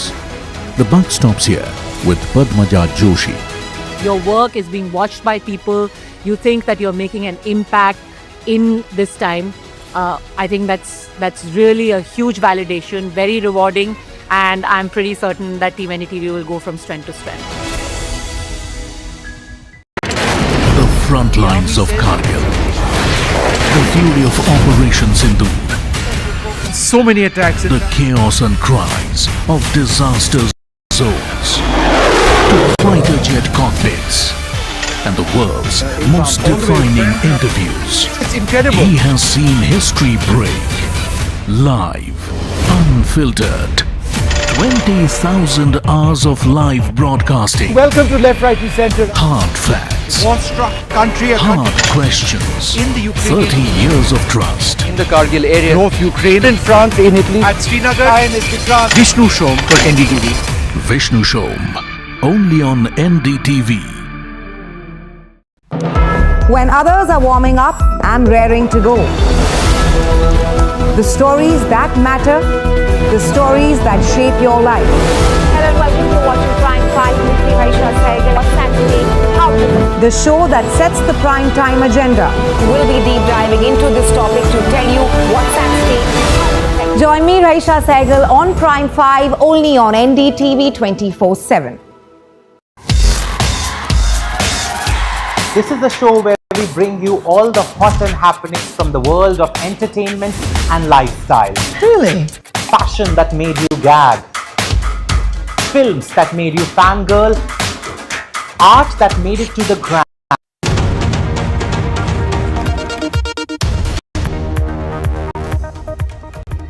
Welcome back. A stunning admission from inside Pakistan's terror ecosystem. A senior Lashkar-e-Toiba operative has claimed that more than 30 members of the banned terror group have been killed by what he calls unknown men across Pakistan and Pakistan-occupied Kashmir.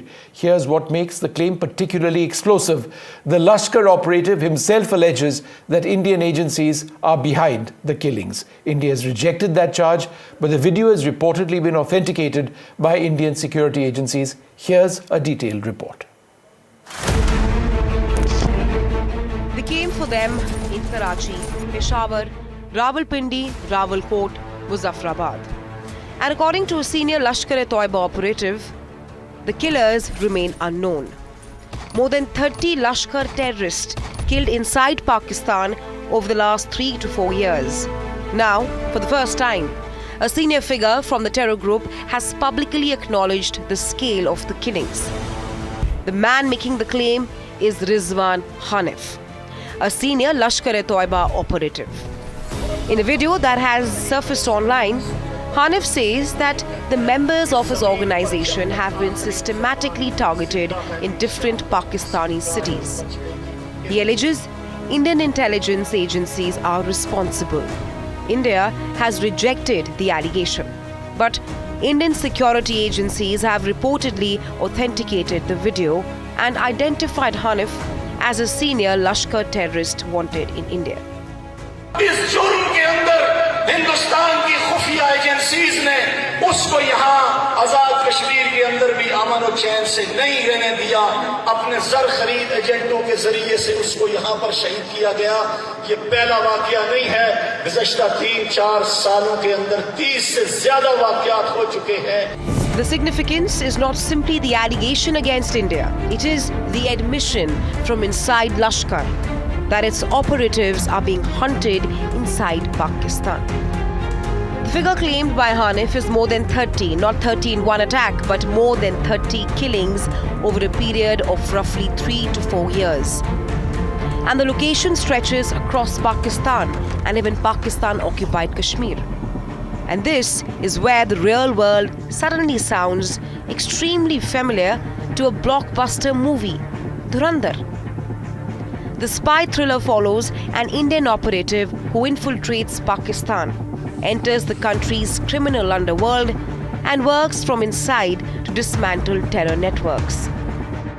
In the movie, the terror operatives are eliminated, networks are penetrated, and some targets are taken out without knowing exactly who is behind the operation. Who are the unknown gunmen? Pakistan's terror networks have long operated in the shadows. And now, according to one of their own, someone is hunting them in those very shadows. With Mukesh Sengar and Aditya Rajkol, NDTV Bureau Report. Well, it's time now for us to take a short break. There's more coming up.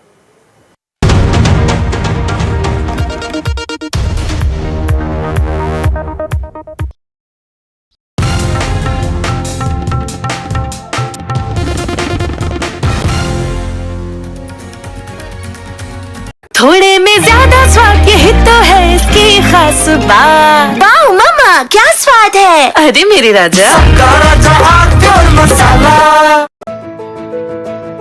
जानते हैं मैं elite matrimony क्यों recommend करता हूं? 17 years of experience, largest database of elite profiles और 100% confidentiality. Elite Matrimony, India's most successful matchmaking service for the elite. POK के firing range में खड़े हैं। Just few inches away is POK. हो सकता है दुश्मन को पता हो कि सैफ अली खान यहाँ पर खड़े हैं। Is it fire?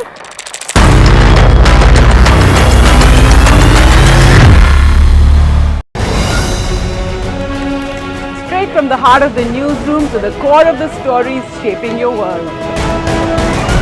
Join me, Gargi Raut, as I track all the developments as they break. Live from the NDTV newsroom, weekdays at 4 p.m. मीठा या नमकीन, चाहे जैसे खाओ, 100% सूजी से बनी आर प्योर वर्मिसेली, स्वादिष्ट, सेहतमंद, हर रोज। Launch control 0 to 100. This isn't just about cars and bikes. This is about how you move. This car makes no sense, yet it makes every sense. What we are sitting inside is a Joby-powered air taxi. Your friend said, "Ye le le." We said, maybe not. Hi, my name is Siddharth Sharma. I'm your NDTV Automate, your ultimate guide into the world of automobiles and mobility. From the newsroom to the studio to the thick of political action. You're watching NDTV 24/7. The hope is that beyond this election, this will be one of the major issues. With multiple challengers in the fray, the TMC also has done a bit of rejigging. Remember, this is also a district that has been plagued by communal violence. Come to some of the sabhas that the BJP is also organizing, especially in the villages of West Bengal. When stories have impact, Padmata Joshi, managing editor and primetime anchor. then news has influence. The buck stops here with Padmaja Joshi. Your work is being watched by people. You think that you're making an impact in this time. I think that's really a huge validation, very rewarding, and I'm pretty certain that Team NDTV will go from strength to strength. The front lines of Kargil. The fury of Operation Sindhu. So many attacks. The chaos and cries of disaster zones. To fighter jet cockpits. And the world's most defining interviews. It's incredible. He has seen history break. Live. Unfiltered.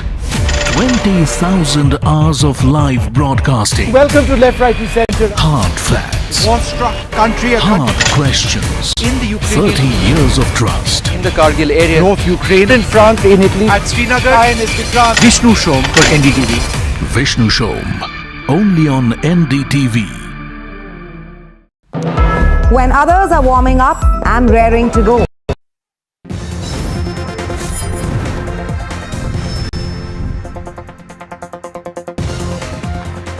Hello, very warm welcome. You're watching News Night with me, Trisha Krishnan. On the show today, Trisha has been dragged into Tamil Nadu politics yet again. Tamil Nadu politics has got extremely personal after the below the belt and derogatory remark against Trisha by the LOP Udhayanidhi Stalin. On the show today, we will tell you if Trisha is an easy target, is she a soft target, and also the timeline of all that has happened today ahead of the budget session in Tamil Nadu Assembly tomorrow. Lots more lined up, but first the headlines. After shameful Trisha remark, Udhayanidhi grilled at Sengipatti for nearly 2 hours. Kada gives him hero's welcome. MK Stalin says anyone who hurts dignity of women will not be spared. Turmoil in Karnataka's Congress after cabinet expansion. DKS tells disgruntled leaders party first, post later. Says he will accept resignation of whoever chooses to step down. Maharashtra Congress targets Deputy CM Sunetra Pawar, calls her a mute doll. Eknath Shinde slams Congress for insulting the state's first woman Deputy Chief Minister. Students continue protest in Jharkhand over alleged irregularities in recruitment exam. CM assures justice, his legal action will be taken. Sources tell NDTV after PM's video briefly taken down, government sources summoned Meta and Instagram officials. Government likely to seek a written apology.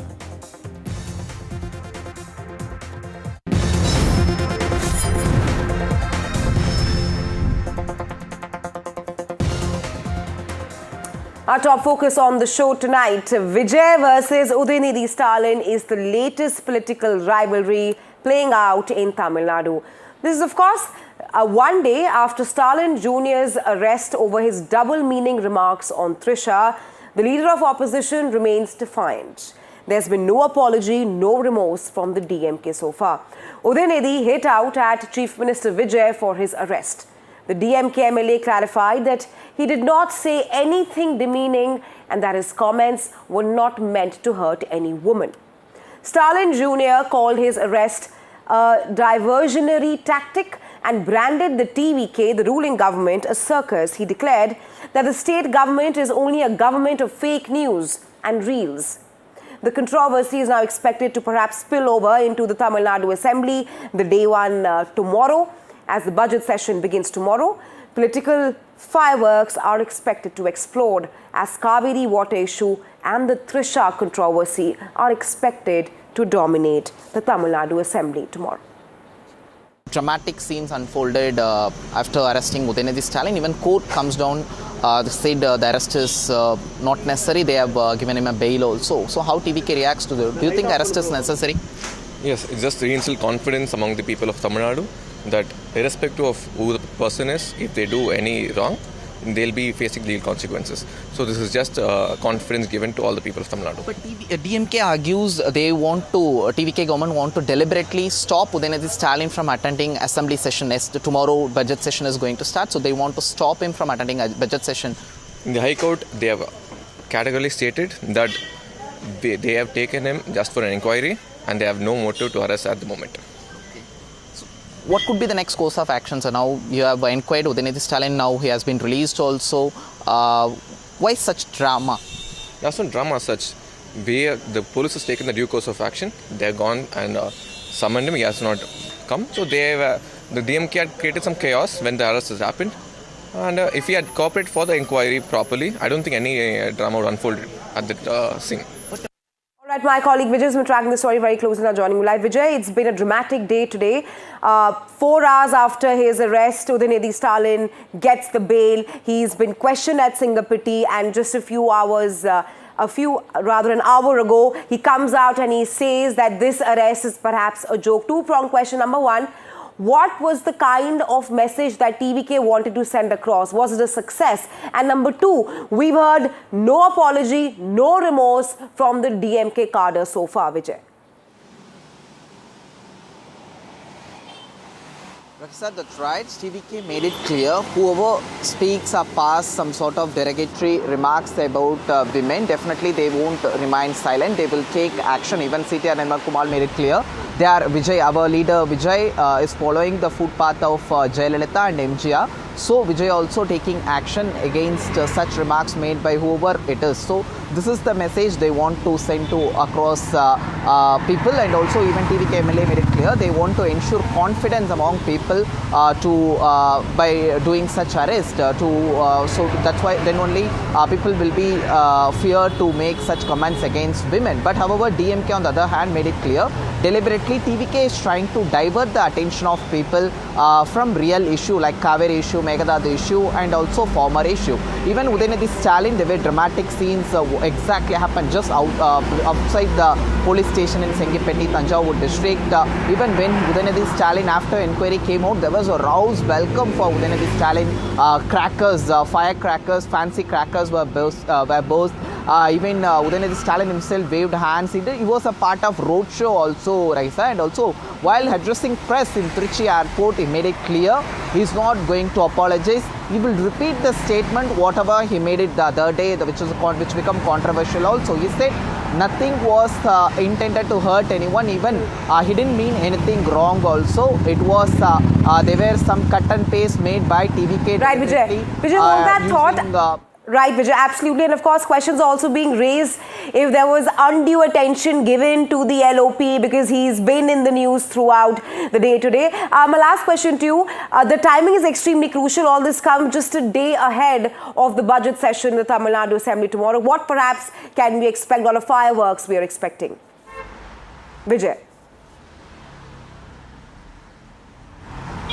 Raksa, that's right. The main allegation by the DMK is the TVK government wants to stop Udhayanidhi Stalin from attending the budget session. So tomorrow it is going to be very crucial day. Even just a while ago only we spoke with multiple TVK MLAs. They were a huge discussion among TVK MLAs how to handle the budget session also. They were main discussion how to face DMK, opposition party DMK during the budget session, because the DMK tomorrow going to raise various issues, especially definitely they are not going to allow TVK government to table the budget immediately, because definitely they will raise this arrest issue, they will raise farmers issue, Meghadadu issue, Cauvery water issue just before the budget being tabled by the minister. definitely they will take up other issue, and we can expect ruckus and dramatic Right, Vijay. from Tamil Nadu Legislative Assembly tomorrow. Right, Vijay. Thanks for sharing this crucial updates. Of course, we'll be tracking what happens in Tamil Nadu Assembly tomorrow very closely with you. But shifting our focus now to all that has happened today, let's now tell you, why is Trisha Krishnan an easy target? First up, Trisha is a renowned actress, of course, Tamil Nadu actress, and she has never entered politics. She has even explicitly said that she has no intentions of entering politics. However, her name keeps surfacing in Tamil Nadu politics time and again. That is because Trisha is treated as a collateral damage. Let's now tell you about the political proxy warfare in Tamil Nadu.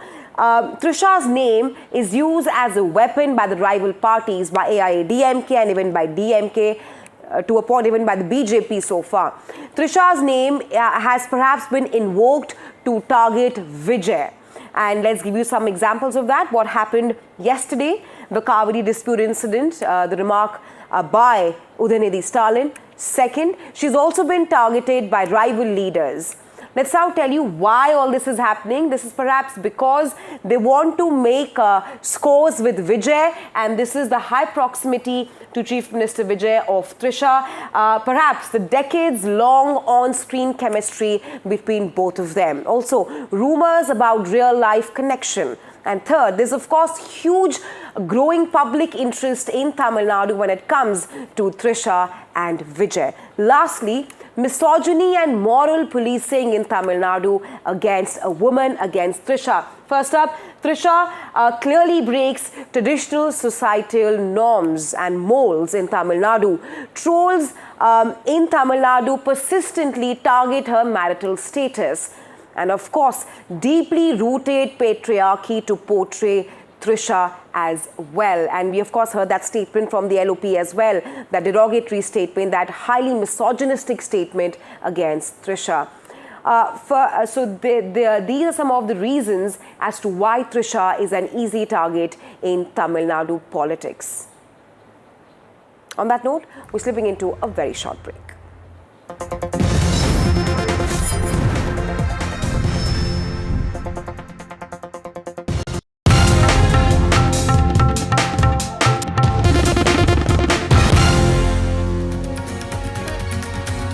थोड़े में ज्यादा स्वाद यही तो है इसकी खास बात। वाओ मामा क्या स्वाद है, अरे मेरे राजा। जानते हैं मैं एलीट मैट्रिमोनी क्यों रेकमेंड करता हूँ? 17 years of experience, largest database of elite profiles, और 100% confidentiality. Elite Matrimony, India's most successful matchmaking service for the elite. The front lines of Kargil. The fury of Operation Sindhu. So many attacks. The chaos and cries of disaster zones. To fighter jet cockpits. And the world's most defining interviews. It's incredible. He has seen history break. Live. Unfiltered.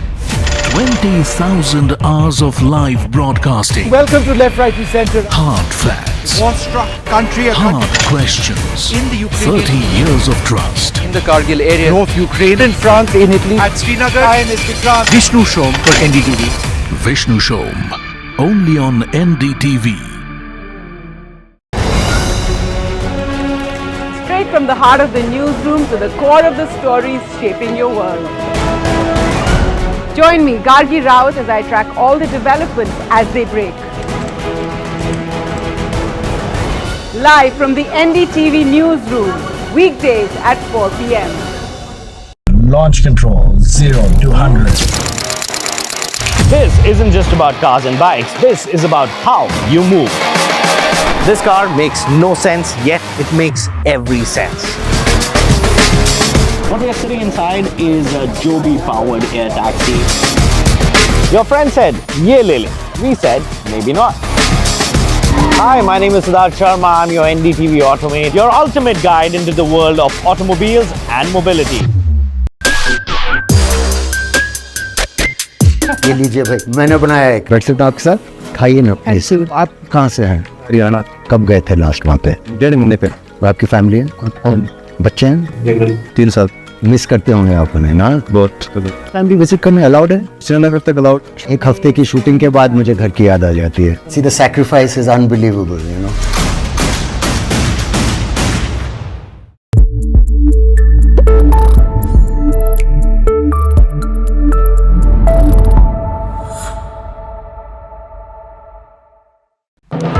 When others are warming up, I'm raring to go. The stories that matter, the stories that shape your life. Hello and welcome to watching Prime 5 with me, Trisha Krishnan. What's Saturday? How to The show that sets the prime time agenda. We'll be deep diving into this topic to tell you what's at stake. Join me, Raisha Sehgal, on Prime 5, only on NDTV 24/7. POK के firing range में खड़े हैं। Just few inches away is POK. तो हो सकता है दुश्मन को पता हो कि सैफ अली खान यहाँ पर खड़े हैं। Is it fire?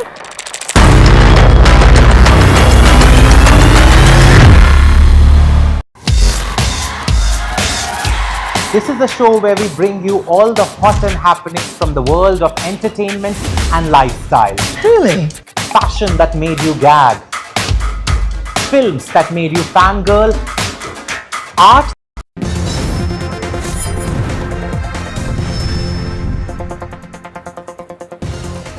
Welcome back. Staying on with all that has happened in Tamil Nadu so far, Tamil Nadu politics has always produced larger-than-life leaders and larger-than-life rivalries. From MGR and Karunanidhi to Jayalalitha and Karunanidhi, personal battles have shaped the state's political history. Now, with Vijay in power and Udhayanidhi leading the opposition, is Tamil Nadu witnessing the birth of its next great political rivalry? Here's more.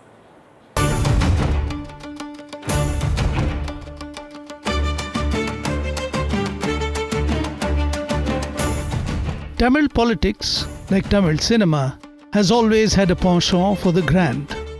Flamboyant gestures, larger-than-life personalities, and memorable political rivalries. In 1967, the Congress for the first time lost power in Tamil Nadu, and DMK, Dravida Munnetra Kazhagam, the regional party that had once advocated secession, formed the government in the state. While the Congress never returned to power in Tamil Nadu, a seed of disharmony in the form of considerable ego also got planted within the DMK.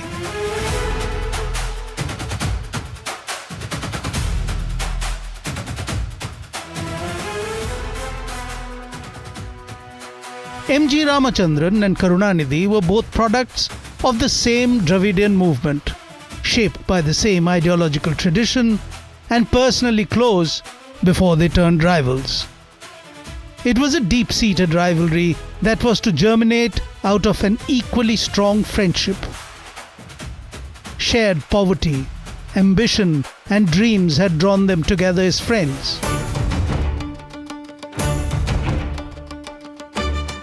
Before politics, in films, Karunanidhi was the writer and MGR was the performer. Each completed and complemented the other in the world of cinema. Their 27 years of friendship ended on October 8, 1972, when as a treasurer of the DMK, MGR publicly sought accounts of DMK functionaries and those in the government, headed by Karunanidhi as Chief Minister. MGR was upset that during the 1971 election campaign, important financial dealings of the party had not been shared with him.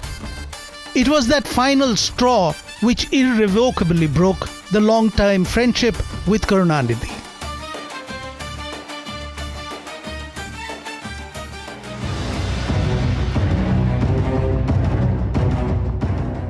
MGR was suspended from the DMK on 10th of October 1972, and 4 days later he was expelled.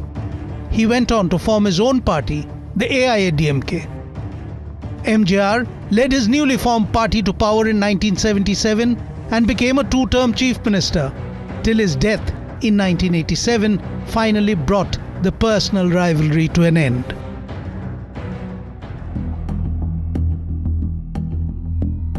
But beyond the personal, the rivalry between MGR and Karunanidhi created the duopoly of Tamil politics that continued to dominate Tamil Nadu for half a century. When MGR died, two factions emerged within the AIADMK to claim the mantle of leadership. It was finally Jayalalitha who wrested control from MGR's widow, Janki, and over the following decades, she stamped her own personality on the party.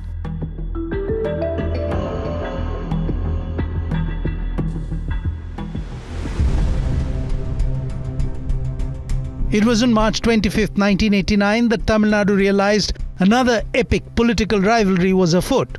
A melee inside the assembly resulted in Jayalalitha's sari being torn and weeping Jayalalitha being bodily lifted by her party members and taken out to safety with her hair and clothes in disarray. There was a huge uproar in Tamil Nadu, with Karunanidhi and his partymen being condemned as uncouth and rowdy. In the elections held in June 1991, Jayalalitha stormed to power, having trounced Karunanidhi. The AIADMK won 224, while the DMK won just 7 seats. For the next 15 years, the AIADMK under Jayalalitha and the DMK, led by Karunanidhi, would alternate at forming the government in the state. When Jayalalitha became CM for the first time, she announced that Karunanidhi-led DMK government had emptied the treasury and that she would take only a token Rupee 1 salary as Chief Minister. But in 1995, when she put up an ostentatious wedding event for her foster son V.N. Sudhakaran, it did not go down well with the voters, and Karunanidhi was back as Chief Minister in 1996. Karunanidhi initiated a series of corruption cases against Jayalalitha. One such case was the Colour TV scam, and in 1998, Jayalalitha, along with 8 others of the AIADMK, were jailed for 30 days as hearings continued. Her residence was raided and TV news viewers saw live visuals of kgs of gold, 400 bangles, 100 wristwatches, 10,000 saris and hundreds of pairs of footwear that were found there.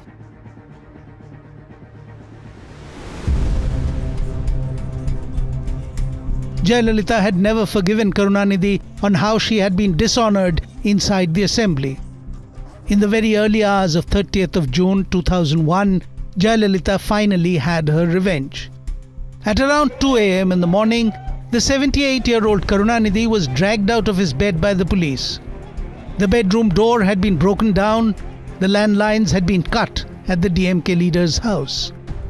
TV audiences across the state watched as the police dragged a frail old man down the stairs as he was bundled into a van like a criminal.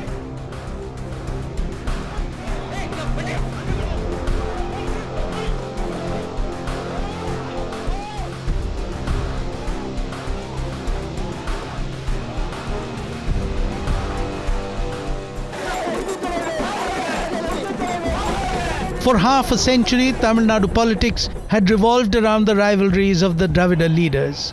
The social, cultural and existential fallout of the actions of a Jayalalitha versus Karunanidhi or a Karunanidhi versus MGR dominated life in the state. The epic rivalries only seemed to come to an end when Jayalalitha passed away in 2016, and less than 2 years later, the 94-year-old Karunanidhi took his last breath.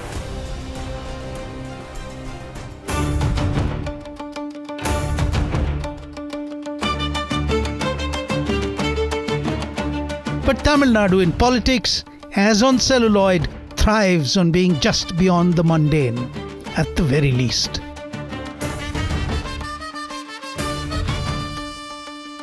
All indications are that a new epic rivalry is being cast for the times and audiences to come.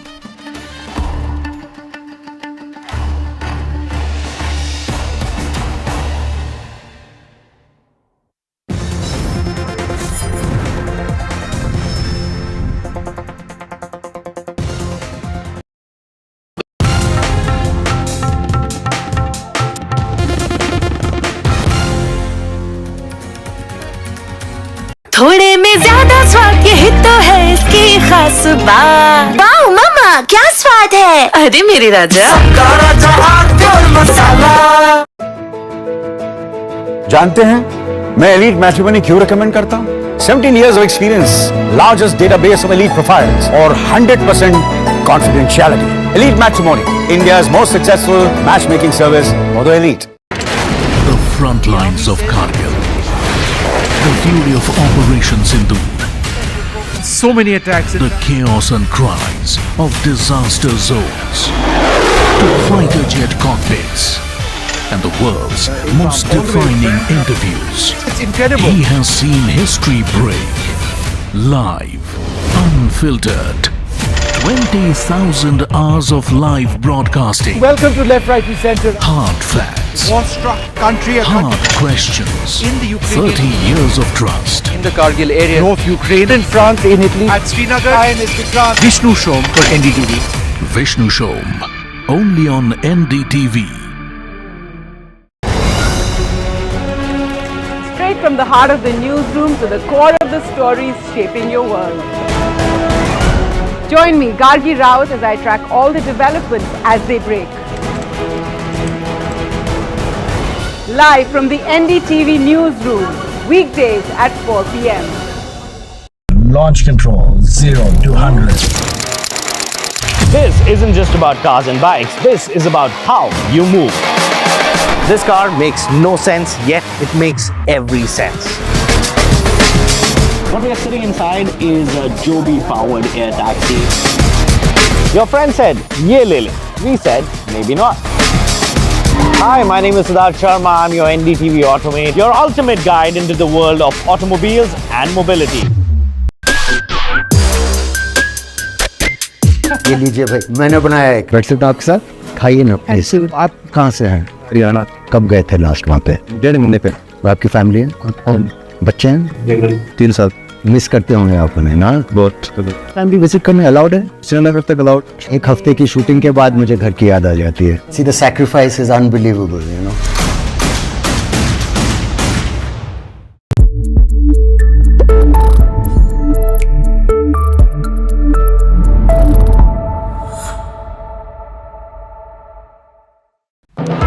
When others are warming up, I'm raring to go.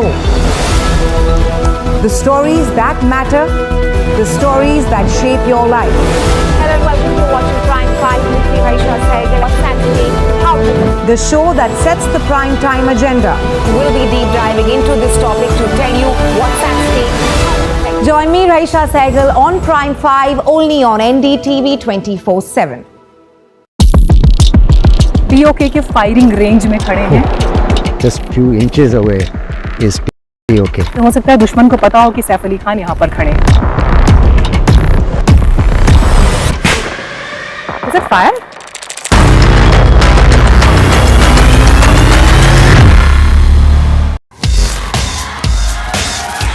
This is the show where we bring you all the hot and happenings from the world of entertainment and lifestyle. Really? Fashion that made you gag. Films that made you fangirl. Art that made it to the gram, and trends that kept us with the program. Hello and welcome to a brand new show. I am your host Mayank Chaudhary and this is Limelight.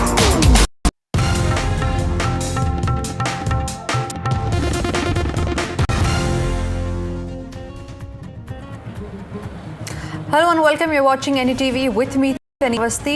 Let's get to the top headlines that we're tracking at this hour. After shameful Trisha remark, Udhayanidhi Stalin was grilled at Sangipati for nearly 2 hours.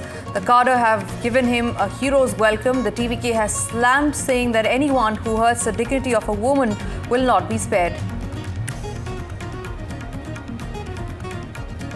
Turmoil in Karnataka Congress after cabinet expansion. DK Shivakumar tells the leaders that party first and post later, says he will accept the resignation of whoever chooses to step down.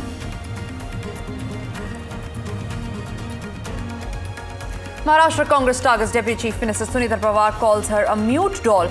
Eknath Shinde slams the Congress for insulting the state's first woman Deputy Chief Minister.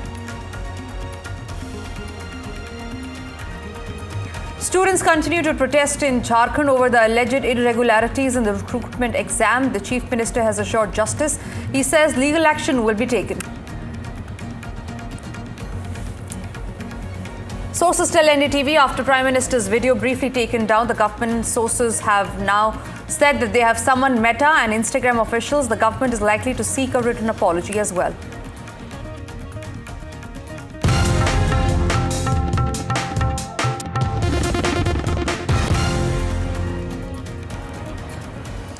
And we start with the day's biggest story. Vijay versus Udhayanidhi Stalin is the latest political rivalry that's playing out in the state of Tamil Nadu. A day after Stalin Jr.'s arrest over his double-meaning remarks on Trisha, the leader of opposition remains completely defiant.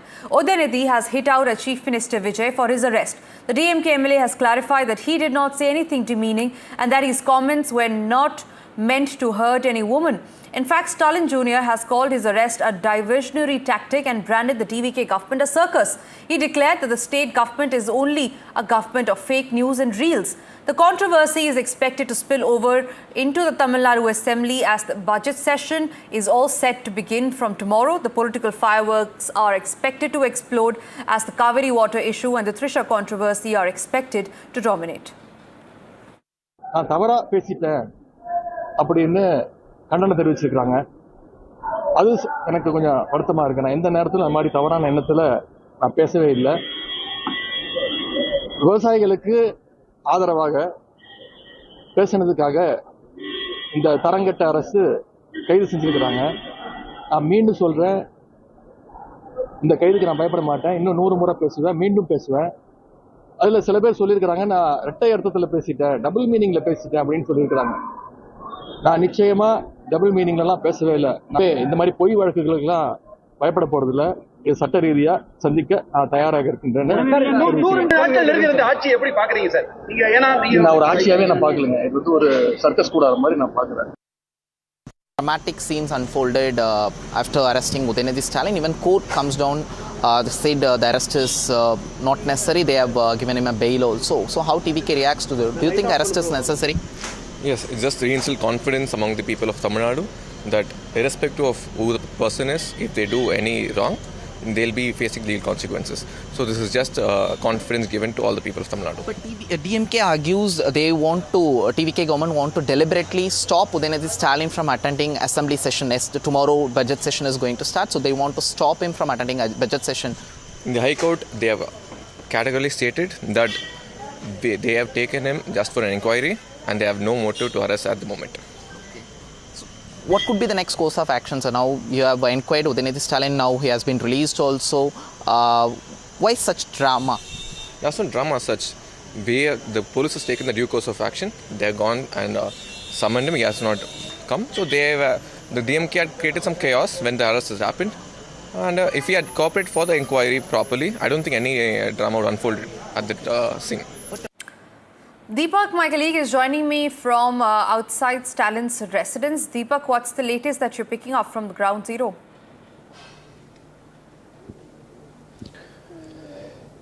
Well, we've seen everything happen in a matter of a few hours, haven't we? Because, just a few hours ago, we saw the arrest of Udhayanidhi Stalin. And after that, we saw a lot of drama unfold. The DMK coming out quite strongly and vehemently opposing the police action. Then we saw action in the court and then some relief coming his way. And then the police eventually going on to say that, they're only questioning him. This is no arrest.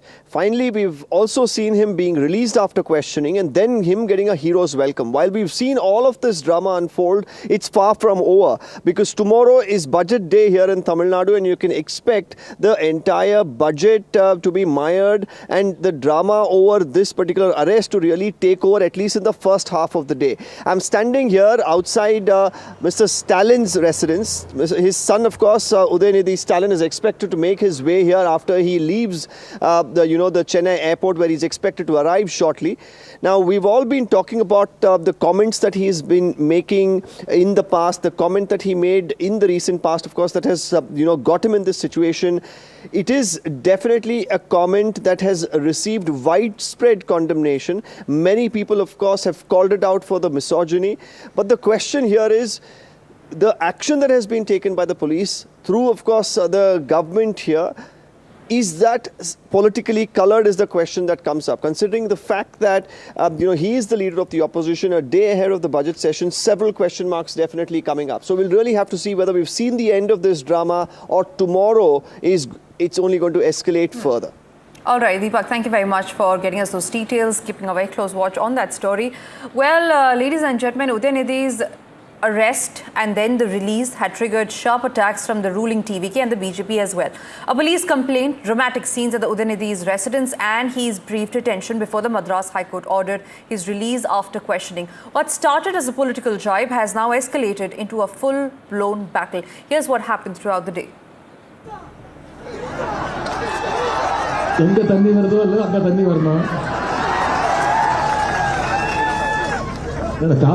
A double-meaning dick spoken at a Cauvery water rally that triggered a political firestorm across Tamil Nadu. Udhayanidhi Stalin's trash talk on Trisha sparked outrage and a full-blown political war. It is very shameful. See, we all make mistakes sometimes, as he has done blunders. Now he is digging in his own grave. Not only his own grave, but DMK's grave. The comments of the leader of opposition are highly condemnable, no two ways to it. But at the same time, we are seeing the very fast side of TVK come out to the forefront, especially of the Chief Minister. By Tuesday morning, there was dramatic escalation.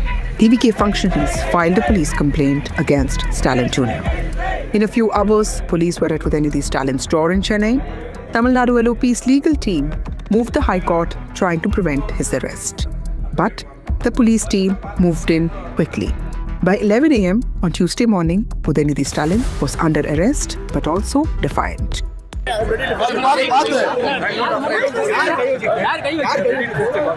don't think they have so much brain. These people are just... So I will face the consequence.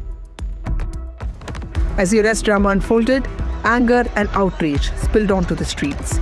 TVK cadre protested against the comments, hurling slippers and burning effigies. The political war of words also exploded. The MK alleged that the arrest was completely politically motivated. These are all only to harass and throttle the voice of the opposition and send a message, if you raise any voice against TVK, we will arrest you and will put in you jail. Former Chief Minister at AIDMK General Secretary Edappadi Palaniswamy condemned Udhayanidhi Stalin's comments, but he also called the arrest a ploy to distract from the upcoming budget session of Tamil Nadu Assembly. Relief came for Stalin Jr. in just 3 hours. The Madras High Court ordered his release after police questioning. Udhayanidhi Stalin may be out after questioning, but the war of words between the DMK and TVK is far from over, especially with Tamil Nadu budget session starting from tomorrow. Well, as Vijay's political profile has grown, so has the scrutiny surrounding Trisha, with political rivals increasingly invoking her name while attacking the Chief Minister. From controversial remarks and social media trolling to her presence at Vijay's swearing-in and other public appearances as well, the actor has repeatedly found herself at the centre of a political storm. Here's why.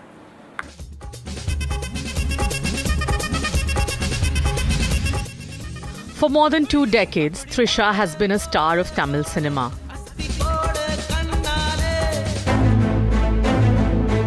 But ever since Vijay entered electoral politics, her name has increasingly travelled from the film pages to the political battlefield. Her long association and friendship with Vijay and persistent speculation around the two. But what was once largely celebrity gossip has increasingly become political ammunition. As Vijay entered the political battlefield, Trisha too was pulled into scrutiny. Political opponents began referencing the actor's personal life while targeting Vijay. Tamil Nadu BJP chief Nayanar Nagendran made derogatory remarks linking Trisha with Vijay. பாவம், அவர் அனுபவமே இல்லாதவர். முதல்ல வீட்டில இருந்து வெளியே வரணும். முதல்ல வெளியே வந்தால் தான் முதல்ல எல்லாமே நடக்க முடியும். அதாவது குடும்பத்தோடு நல்ல உறவு வைக்கணும். நல்ல தலைவர்கள் வழி நடத்தின இயக்கத்தை நல்ல முறையில் சொல்லணும். இதெல்லாம் இப்படி சார் 32% வாக்கு இருக்குன்னு தான் ஒரு நடிகர்னால சொல்ல முடியுமா? முதல்ல குடும்பத்தில் வீட்டிலேருந்து வெளியே வரணும் சார். குடும்பத்தினா வந்து ஒரு கட்சி நடத்தணும் சார் முதல்ல. Trisha publicly objected to the remarks, calling them distasteful. The day Vijay took oath as Chief Minister, Trisha's presence and reactions became a talking point. Social media platforms were flooded with clips of the actor smiling, applauding, and watching the ceremony closely. For many fans, her appearance alongside Vijay at such a defining political event added another chapter to months of speculation around the duo. Rumours around Vijay and Trisha's relationship intensified earlier this year after reports emerged that Vijay's wife Sangeeta Sonalingam had filed for divorce after nearly 3 decades of marriage. Speculation only grew stronger after Vijay and Trisha appeared together at multiple public events, including a Chennai wedding reception where both wore coordinated cream and gold outfits. The rumours sparked intense debate within Tamil cinema and political circles. Some film personalities publicly questioned whether the controversy could damage Vijay's political image. The day Vijay emerged victorious, she was one of the first ones to reach his Chennai home. And on a day dominated by politics, power and history, Trisha's presence added a deeply personal subplot to Vijay's swearing-in ceremony. But the controversies continued when Chief Minister Vijay and Trisha paid a late-night visit to fellow actor Ajit's residence in Chennai. Following the death of his mother, the actor was trolled again. The latest episode has taken the political targeting of Trisha several notches higher. It has also revived a larger question.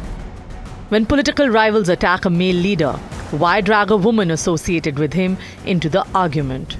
For Trisha, the political spotlight may have arrived without her even asking for it. And as Tamil Nadu's political battle gets sharper, the question is, will she continue to remain collateral damage in the Vijay versus DMK war? NDTV Bureau Report. Well, from redefining romance on screen to delivering some of Tamil cinema's biggest blockbusters, Trisha has remained one of South India's most enduring stars for over 2 decades. Whether it was her iconic pairing with Vijay in Gilli, her unforgettable performance as Jessie, and the emotional success of 96 or the grandeur of Ponniyin Selvan, Trisha has consistently reinvented herself while staying at the top of the industry. Here's a look at her journey. Often hailed the queen of South Indian cinema, Trisha's film career has spanned over 2 decades. She made her debut in 1999 with a minor appearance in the film Jodi, followed by her lead debut in Monam Pesiyade in 2002. Much like Vijay, one of her first breakthrough roles in Tamil cinema was Gilli, where the pair shared the screen for the very first time. Gilli went on to become a record-breaking blockbuster which earned them the title of Golden Pair.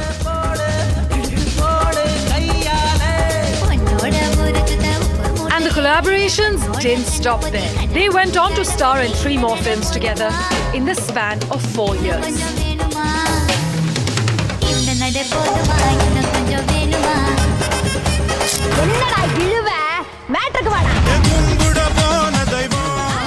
Trisha and Thalapathy Vijay went on to act together in Thirupachi, Aathi and Guruvi, which was followed by a 14-year gap in collaboration.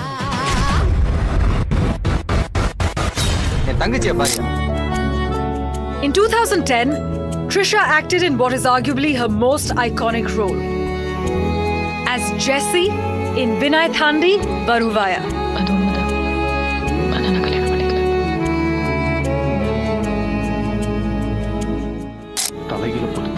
VTV became a colossal hit at the box office and is often regarded as one of Trisha's finest performances.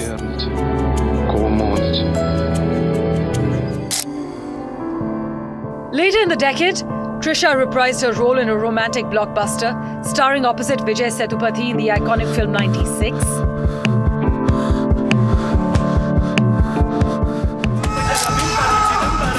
In 2022 saw Trisha deliver a pair of sensational box office hits.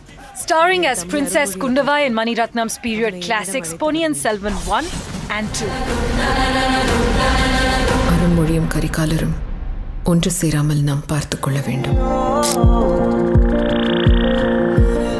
Trisha and Vijay finally acted together once again after a decade of waiting.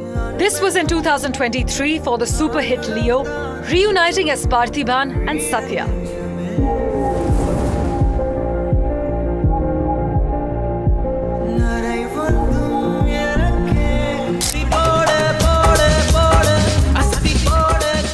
And most recently, as an ode to their iconic Appadi Podu song, Trisha and Vijay danced together in a song in the now Chief Minister's last release, Goat. अरे तू पागल है क्या? Mission पर family को कौन ले जाता है? और वो भी बैंकॉक, बीवी बच्चे समेत. A career marked by grace, style, and unmatched commercial success. Trisha continues to be a household name in Tamil cinema. Bureau Report, NDTV. With that, it's time for us to slip into a very short break. Don't go anywhere. News and update continue on the other side.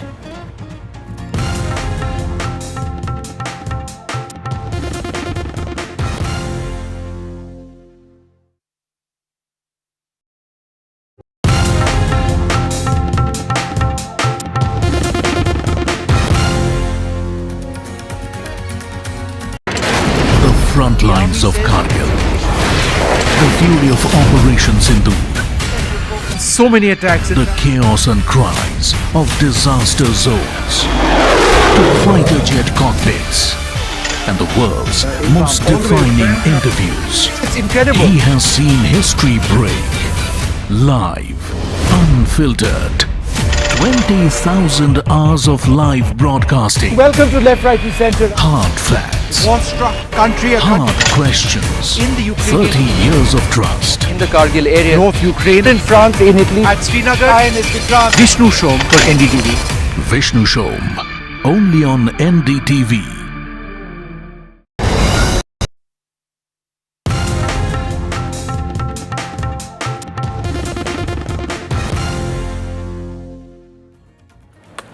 All right, we're getting in some breaking news that's coming in. We believe there's an Indian ship that has been attacked off the Yemen coast. The Indian cargo ship has hit in the Red Sea. There are reports which say that the ship has been hit by a remotely controlled boat. The explosive-laden boat was used in attack, and then Indian ship reportedly went sinking off the Yemen coast. In fact, India has also released a statement where they have said that they condemn the attacking of the Indian vessel. They've said, and I quote, "We condemn the attack on the Indian flag commercial vessel of the Red Sea, and that all Indian nationals have been rescued." Aditya is joining us on the broadcast. Aditya, what more details are you picking up as far as this latest development is concerned? Well, Danisha, it's a very important development coming in, critical for India, because till now, over the last 4 months, the attention was on Strait of Hormuz. But this is the latest update coming in from the Red Sea, where the Houthis have been very much active. In fact, an Indian flagged vessel, Faiz-e Noria Olea, has been attacked. There were 14 members that were on board this particular ship. We can confirm now that the India's Ministry of External Affairs and the Minister for Shipping both have confirmed that the ship was attacked by a projectile and the ship has sunk now. But the 14 members who were on board have been rescued safely by the Yemeni Coast Guard. And in fact, what we know so far is that 13 of those 14 individuals were Indian citizens. As of now, an inquiry has been ordered into this.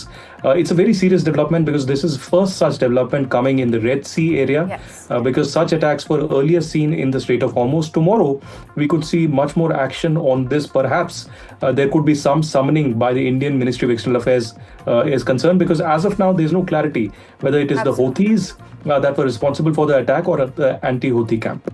All right, Aditya, thank you very much for sharing those details. Aditya, keeping a very close watch on that story. Ladies and gentlemen, all eyes remain on what action will India take. Moving on now from the dazzling world of luxury showcased on the reality show Desi Bling to a growing legal trail across India and the UAE. Billionaire businessman Satish Sanpal is now facing intense scrutiny. NDTV has tracked court records, FIRs and even official documents that show a lookout circular against Sanpal and references to 9 criminal criminal cases as well. And now a temporary freeze on the couple's financial accounts and digital wallets have been ordered by the UAE's Financial Intelligence Unit. Sanpal has not been convicted in any of these criminal cases and his lawyers are challenging the proceedings.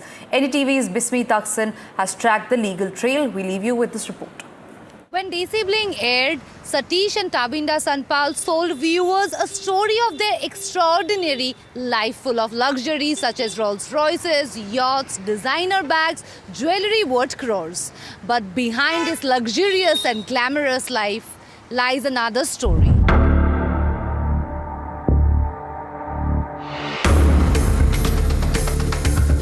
Nine criminal cases and a lookout circular against the billionaire businessman. And now, a temporary asset freeze ordered by the UAE's Financial Intelligence Unit. NDTV has tracked the legal trail through court records, FIRs and official documents spanning India and the UAE. It wasn't just the luxury that grabbed attention. Statement made on the show quickly went viral, becoming symbols of the extraordinary wealth the couple put on display. अगर पत्नी अपने पति के पैर छूती है रोज सुबह तो बहुत लक्ष्मी आती है उनको ऐसा लगता है I have 40 kilos of gold. Can you believe it? A Delhi High Court order records that a lookout circular was opened against him in August 2022. Another High Court order notes his counsel's submission that he has obtained bail in 8 criminal cases and was seeking bail in the remaining bailable case. The FIU notice directed banks of financial institutions to freeze the couple's financial accounts and digital wallets. Curiously enough, though, now the FIU notice mentions Satish Sanpal's nationality as that of Vanuatu. Sources in the know of the matter have told us that Mr. Satish Sanpal has an Indian passport currently as well as the citizenship and nationality of Vanuatu. Satish Sanpal's Indian passport was issued in Dubai in 2018 and lists Jabalpur as his place of birth. Court records also note that he has not travelled to India since 2020. During the proceedings, Sanpal's counsel argued that because he had remained outside India, he was unaware of the FIR registered against him in 2022. Sources say the FIU freeze is presently for 30 days, although it may be extended. NDTV has sought a response from the UAE Financial Intelligence Unit. In April this year, Satish Sanpal approached the Sessions Court in Jabalpur after the magistrate refused to consider his bail plea through video conferencing. These proceedings relate to an illegal IPL betting investigation.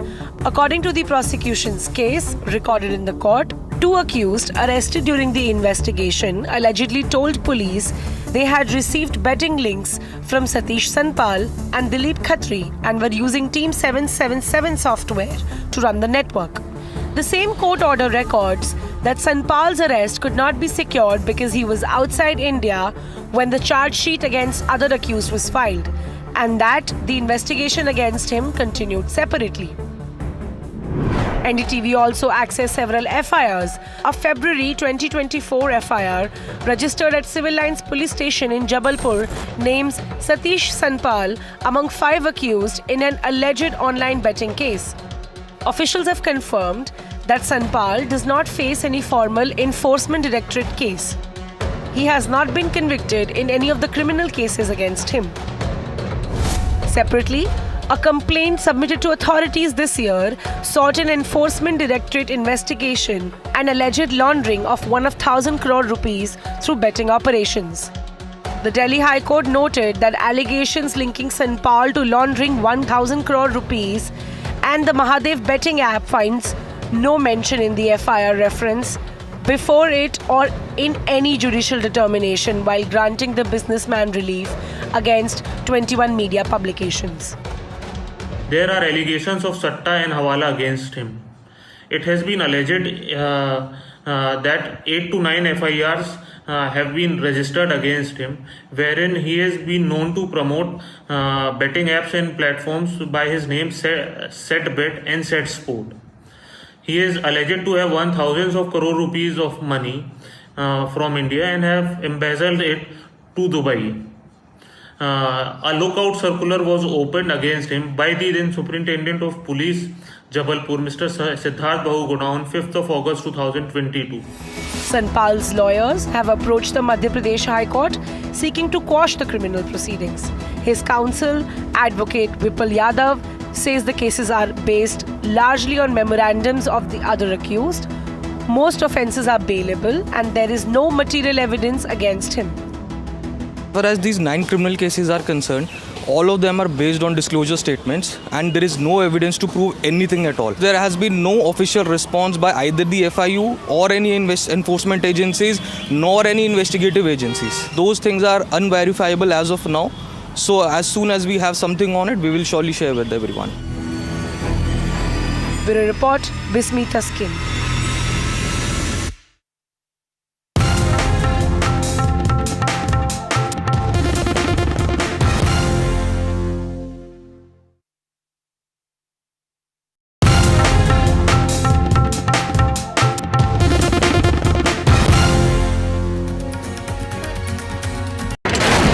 Front lines of Kargil. The fury of Operation Sindhu. So many attacks. The chaos and cries of disaster zones. To fighter jet cockpits. And the world's most defining interviews. It's incredible. He has seen history break. Live. Unfiltered. 20,000 hours of live broadcasting. Welcome to Left, Right and Centre. Hard facts. War-struck country. Hard questions. In the Ukraine. 30 years of trust. In the Kargil area. North Ukraine. In France, in Italy. At Srinagar. France. Vishnu Shom for NDTV. Vishnu Shom. Only on NDTV. Straight from the heart of the newsroom to the core of the stories shaping your world. Join me, Gargi Raut, as I track all the developments as they break. Live from the NDTV newsroom, weekdays at 4 p.m. ये लीजिए भाई, मैंने बनाया है। बैठ सकता आपके साथ? खाइए ना। ऐसे आप कहाँ से हैं? हरियाणा। कब गए थे लास्ट वहाँ पे? 1.5 महीने पे। आपकी फैमिली है? बच्चे हैं? 3 साल। मिस करते होंगे आप उन्हें ना? बहुत। फैमिली विजिट करने अलाउड है? श्रीनगर तक अलाउड? 1 हफ्ते की शूटिंग के बाद मुझे घर की याद आ जाती है। See, the sacrifice is unbelievable, you know.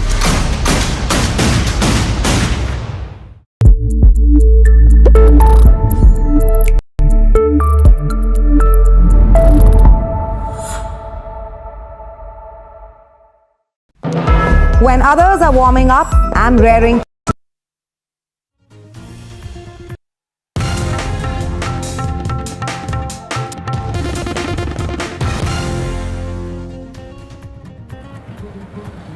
Hello and welcome. You're watching NDTV with me, Tanisha Avasthi. Let's get to the top headlines that we're tracking at this hour. After shameful Trisha remark, Udhayanidhi Stalin was at Sangipathy for nearly 2 hours. The cadre have given him a hero's welcome. The TVK has slammed, saying that anyone who hurts the dignity of a woman will not be spared. Turmoil in Karnataka Congress after cabinet expansion. DK Shivakumar tells that party first and post later, says he will accept the resignation of whoever chooses to step down.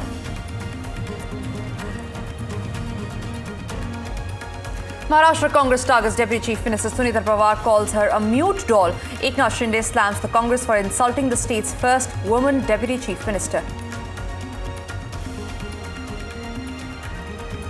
Students continue to protest in Jharkhand over the alleged irregularities in the recruitment exam. The Chief Minister has assured justice. He says legal action will be taken. Sources tell NDTV after Prime Minister's video briefly taken down, the government sources have now said that they have summoned Meta and Instagram officials. The government is likely to seek a written apology as well.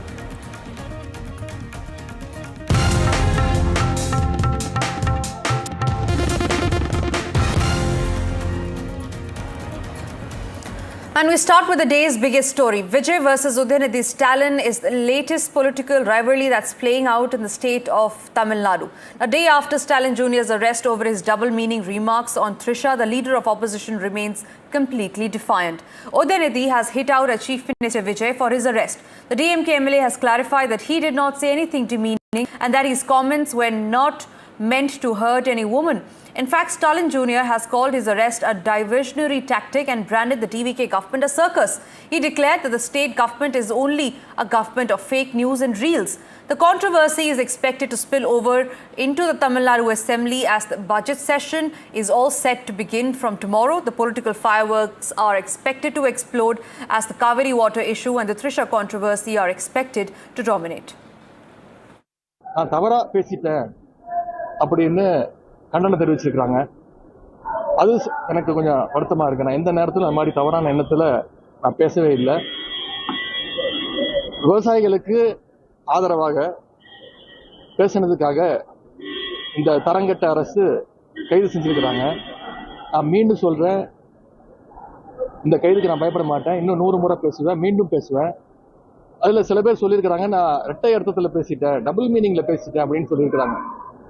நான் நிச்சயமா double மீனிங்லாம் பேசவே இல்லை. இந்த மாதிரி பொய் வழக்குகளுக்கெல்லாம் பயப்பட போறது இல்லை. இது சட்ட ரீதியா சந்திக்க நான் தயாராக இருக்கின்றேன். நான் ஒரு ஆட்சியாவே நான் பார்க்கலங்க. இது வந்து ஒரு சர்க்கஸ் கூடாத மாதிரி நான் பார்க்கிறேன். Dramatic scenes unfolded after arresting Udhayanidhi Stalin. Even court comes down.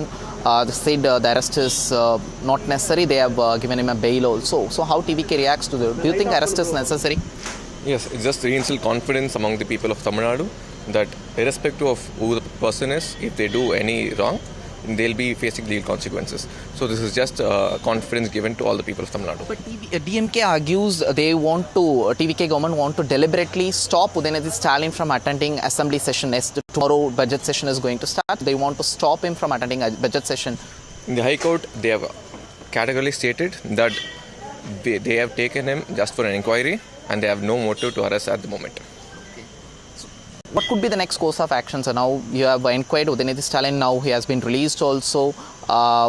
Why such drama? There's no drama such. The police has taken the due course of action. They have gone and summoned him. He has not. So the DMK had created some chaos when the arrest has happened. And if he had cooperated for the inquiry properly, I don't think any drama would unfold at the scene. Deepak, my colleague, is joining me from outside Stalin's residence. Deepak, what's the latest that you're picking up from the ground zero?